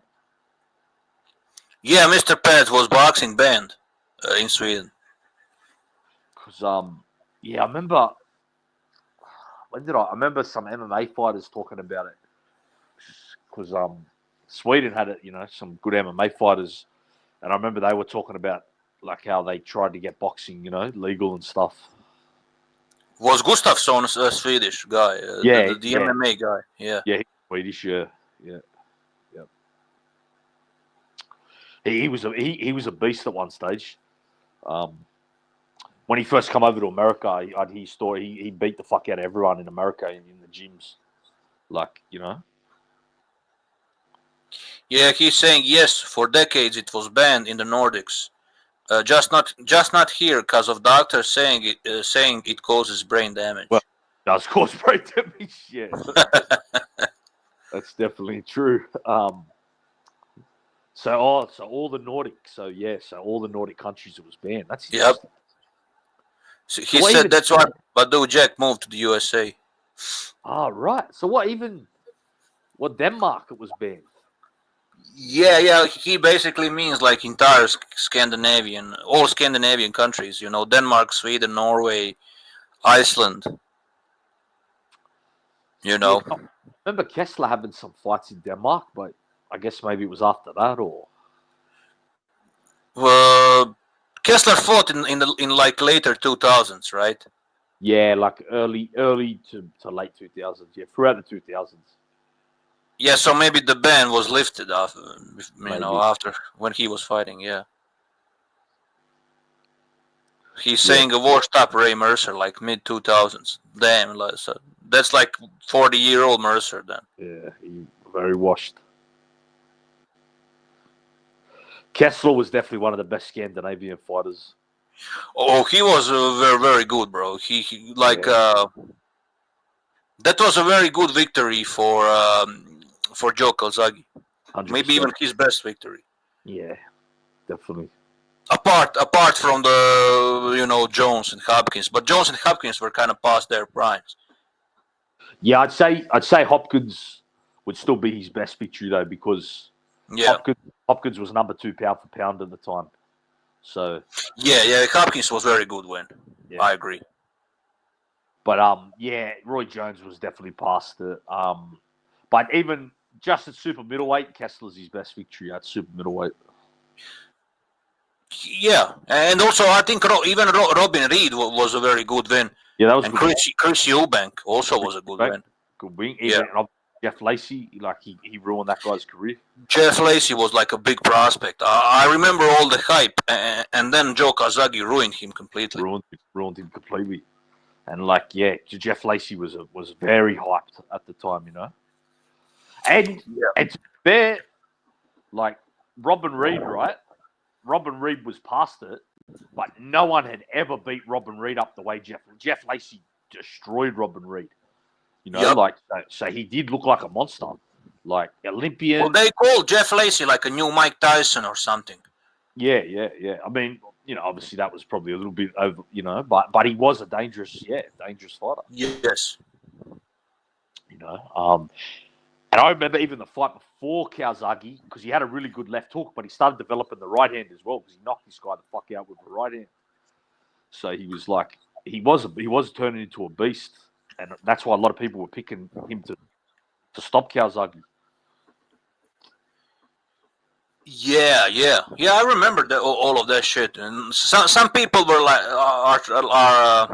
some people are not familiar. They don't know the context. Like when they look at resume, they think Jeff Lacey is just like another C level, because they don't know the entire story, the entire context. Because a lot of people were even picking Jeff Lacey to upset like Calzaghe. Like I remember that shit. Yeah. Especially in America. Hardly any Americans were picking Calzaghe. There you go, bro.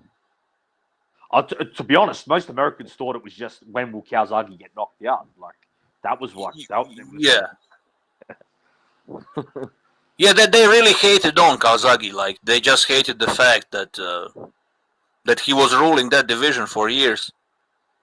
Yeah, you know how I'm not saying some of them don't like when foreigners are ruling certain divisions for a long time. That they hate that, Yeah, and also Calzaghe kind of had some like injuries, some average up. Yeah. But I always knew how good he was from when I was a kid. I was like, this guy was a special, Like, Calzaghe is the best super middleweight ever. Yeah, I agree, definitely. Actually, DJ, I think the guy I seen him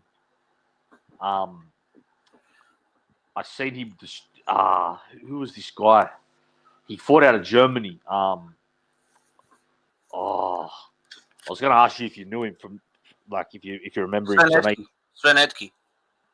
Well, he was the champion at the time, but there was a German that Calzaghe actually fought, bro. His name was fuck. Mario Witt or something like that. I'm not familiar with that guy. Yeah, fair enough. Yeah, he wasn't. But Calzaghe knocked him out in a round. That's the first time I ever saw Calzaghe. He stopped. But it was a good win because this guy went on to become a champion. So he stopped the future champion in one round. Oh, crazy. Yeah. And that was when I was like, I remembered him ever since that. Like, I was like, this guy's amazing, I always wanted him to get a big fight. Like, I remember even early 2000s, I'd say, like, I knew Calzaghe could be the guy to beat Hopkins, when Hopkins was reigning. Yeah. How old was Kazagi when he retired? Like 36, 37, I think, maybe. Oh, okay. Well, he retired at the right time then. Yeah, he did. It's kind of smart. Yeah. Yeah. He's actually one of those rare guys that retired on time. On time, yeah, he did. Definitely. Didn't stick around too much. Yeah, retired at the right time. I think, actually, you know what as well? I think the Prince retired at the right time as well. You know, I think he went out. Yeah, Prince Nassim.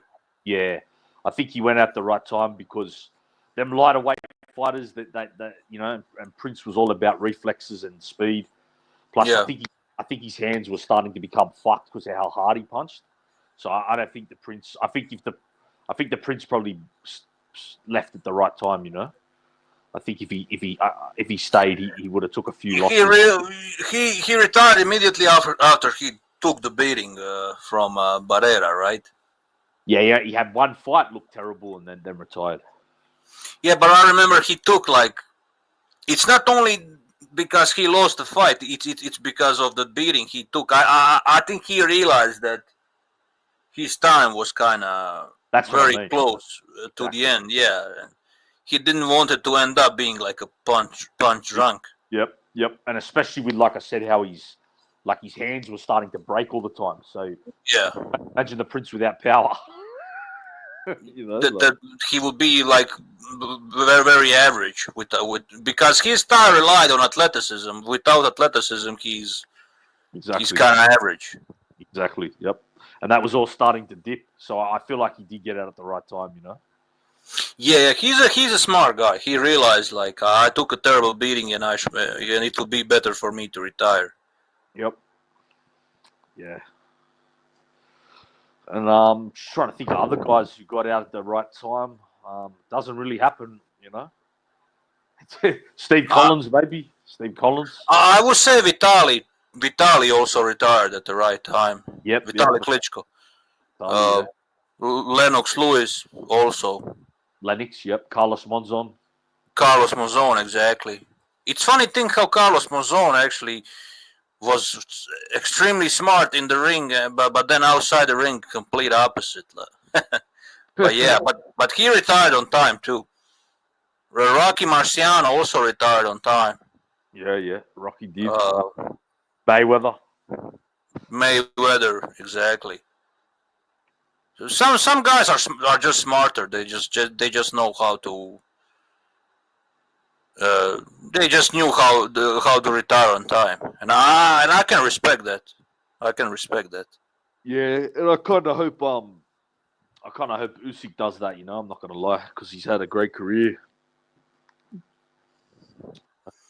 I think Usyk will retire as soon as he is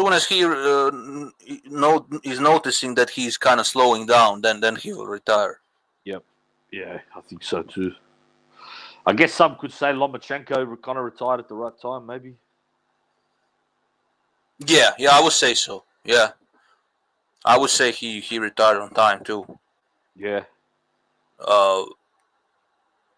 But let's talk about guys who the guys that were fighting for too long. Let's kind of switch the subject.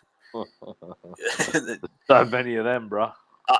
The first example that comes to my mind is Ali. Ali stayed for way too long.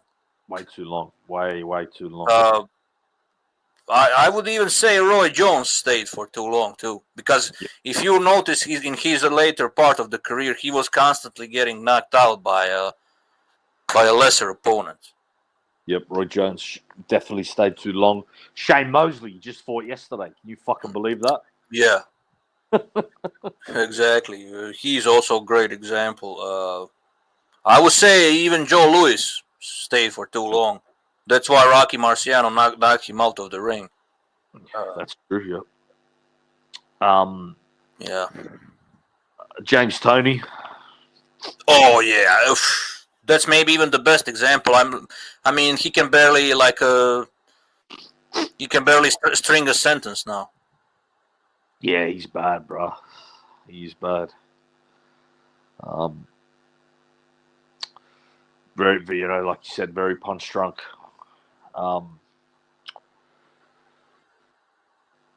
Chavez stayed too long. I mean, Chavez fought to the fucking 2000s. Yeah, I agree with that too. I mean, that's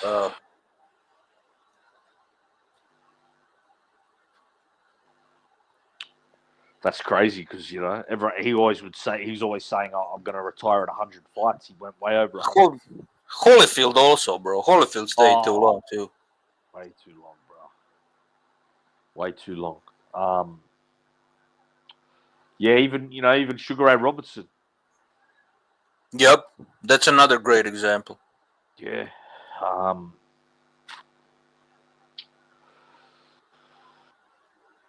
Mike Tyson really stayed too long. Yeah, maybe not like rest of the guys, but yeah, I would say he also stayed longer than he should. Yeah, definitely. Although Holyfield was way worse. Like, way worse. But in a way, it does hurt. It kind of hurt, because Tyson, he had that one fight, he quit his last fight. Against Kevin McBride. Yeah. Yeah. Shame. He had to even, get in the ring still. It's just crazy to think, he took the beating off Lennox, took the beating off Holyfield, Buster Douglas. He didn't quit, but because he was old, he quit against Kevin McBride, bro. Out of all people, he quit against him. I know. And Kevin McBride is like McBride is not even a C level. He's like a fucking club level, bro. Like a club level boxer. Yeah. Yeah. He might even get knocked out at club level. That's how basic he is. Yeah, I think Mike Tyson embarrassed himself in that fight, to be honest. Yeah. He should have just retired after Lewis, and even then he was shot. He was way past it. Maybe after Danny Williams would be okay. Yeah. But Kevin McBride fight was very unnecessary. Yep. And Danny Williams is still a decent fighter, so I can see it. You know what's funny, bro? If Mike Tyson actually won against Danny Williams, he would fight Vitaly Klitschko after that fight. Do you know that? That fight was eliminator because Danny Williams fought Vitaly Klitschko immediately after Mike Tyson fight. Yeah, you're right. Imagine what Vitaly would do to old Mike Tyson, bro. He would brutalize him. Hey, that would have been the ATG that Eddie Klitschko beat. That would be like prime Vitaly versus beyond washed up Mike Tyson. It would look ridiculous. But it would have been the biggest name on Vitaly's just name wise, obviously. Oh, the name wise, 100%. But you know what? That fight with Vitaly Danny Williams, that's one of my favorite Vitaly performances. Yeah. But that's what I'm saying, bro. Now imagine if that was Mike Tyson instead of Danny Williams. He would get a terrible beating, bro. Yeah, Mike Tyson would be beaten so terribly. He would have destroyed him, bro. That would have been savage. Yeah, that would have been savage beating. Yep. I don't think it would be competitive, like, at all. I don't think Mike Tyson would win any rounds. No, he wouldn't. Not even one round. It would have been a worse version of the Danny Williams beating. Yeah. Exactly. It would be worse because this guy was way more skillful than Danny Williams. Honestly, it might have just been like, did you see Vitaly? There was a lad Vitaly knocked out before Danny Williams.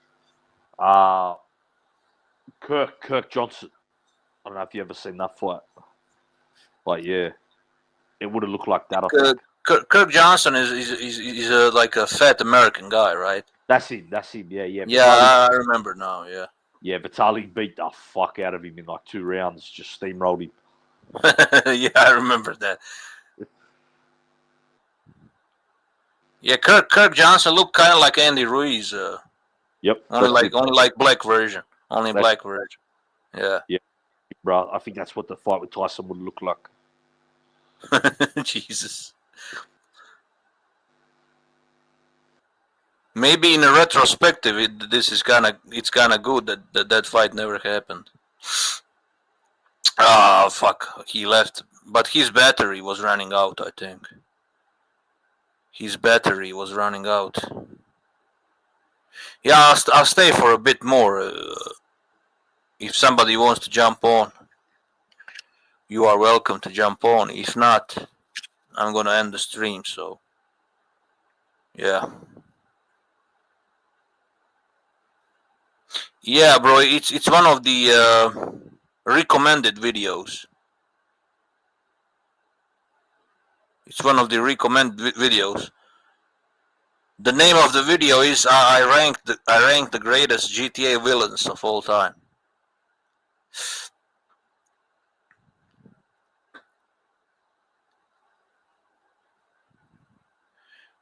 Yeah, salute to Daniel. Salute to you too.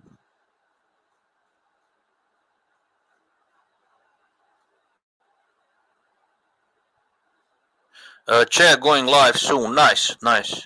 Yeah, I'm gonna stay a bit more. I'm gonna stay live for a few minutes more, for a few more minutes, and yeah.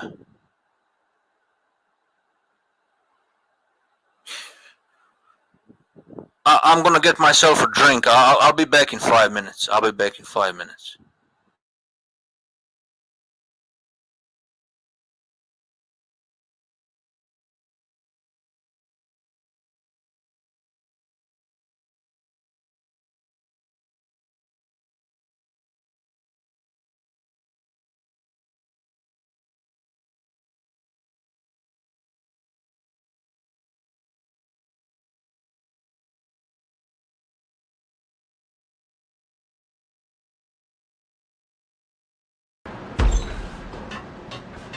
Can you believe it? I bet they sleep with their rifles. I bet they've given them names. I guess. So, you don't have a name for your gun? Hello? Hell no. You do? Well, yeah, kind of. Hey, let's hear it. Well, I call it Dick Justice. I rest my case. What's up?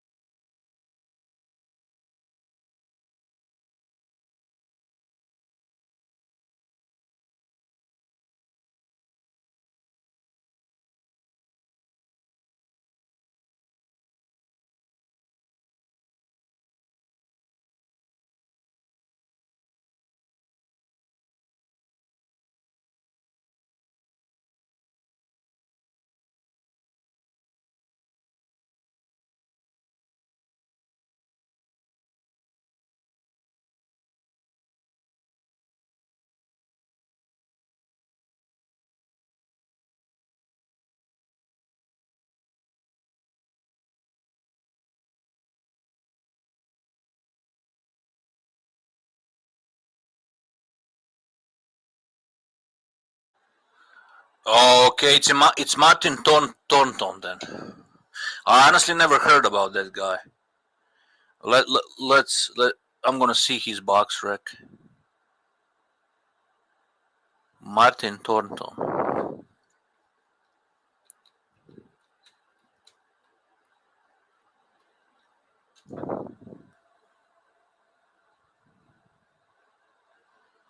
Boxer.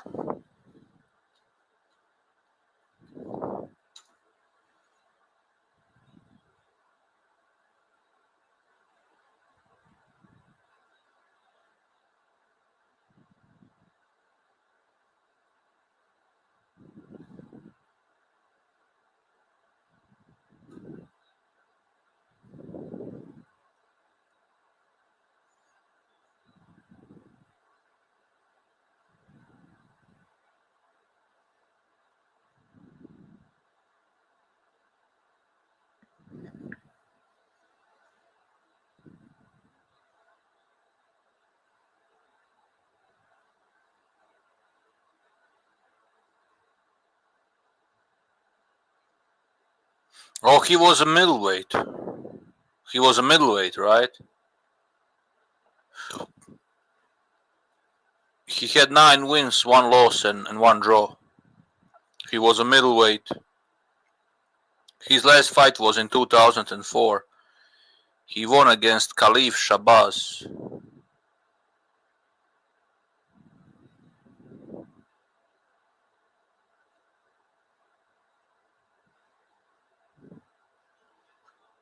Yeah, I never heard about him, but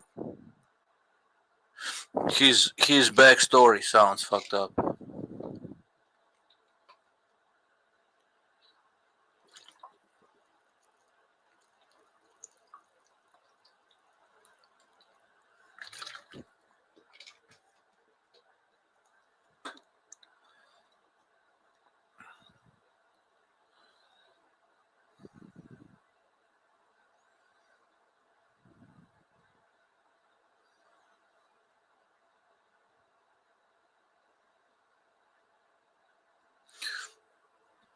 Yeah, Electrojet Salvador is a better boxer than Inoue. And I like both of them. I like Salvador Sanchez more, obviously, but I like Inoue also. But if we are gonna be objective, Sanchez is a way better boxer. I don't think Inoue has like the head movement to compete against Salvador. And his defense overall is just not good enough to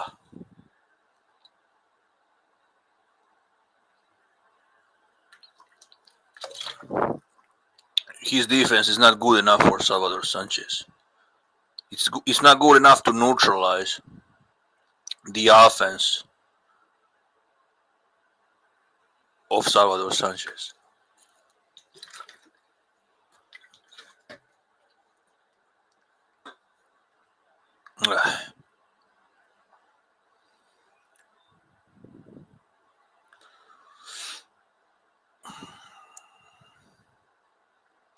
Yeah, I know. Airbnb is huge now.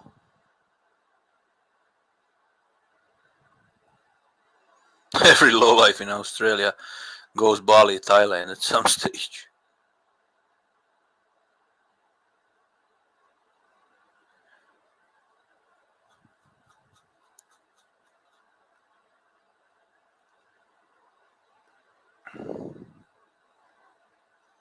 Is Chad gonna go live soon?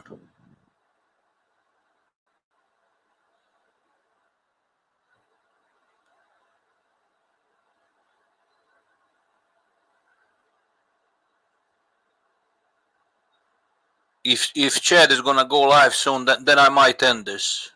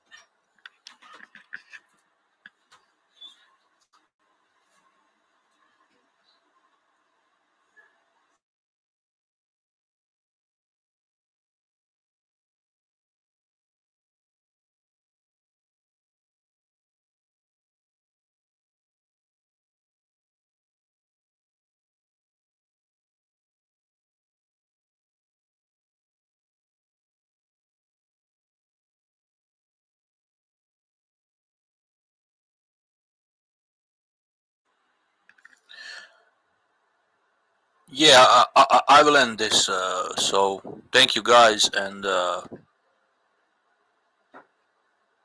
I will see you on Mad Chat stream. Peace.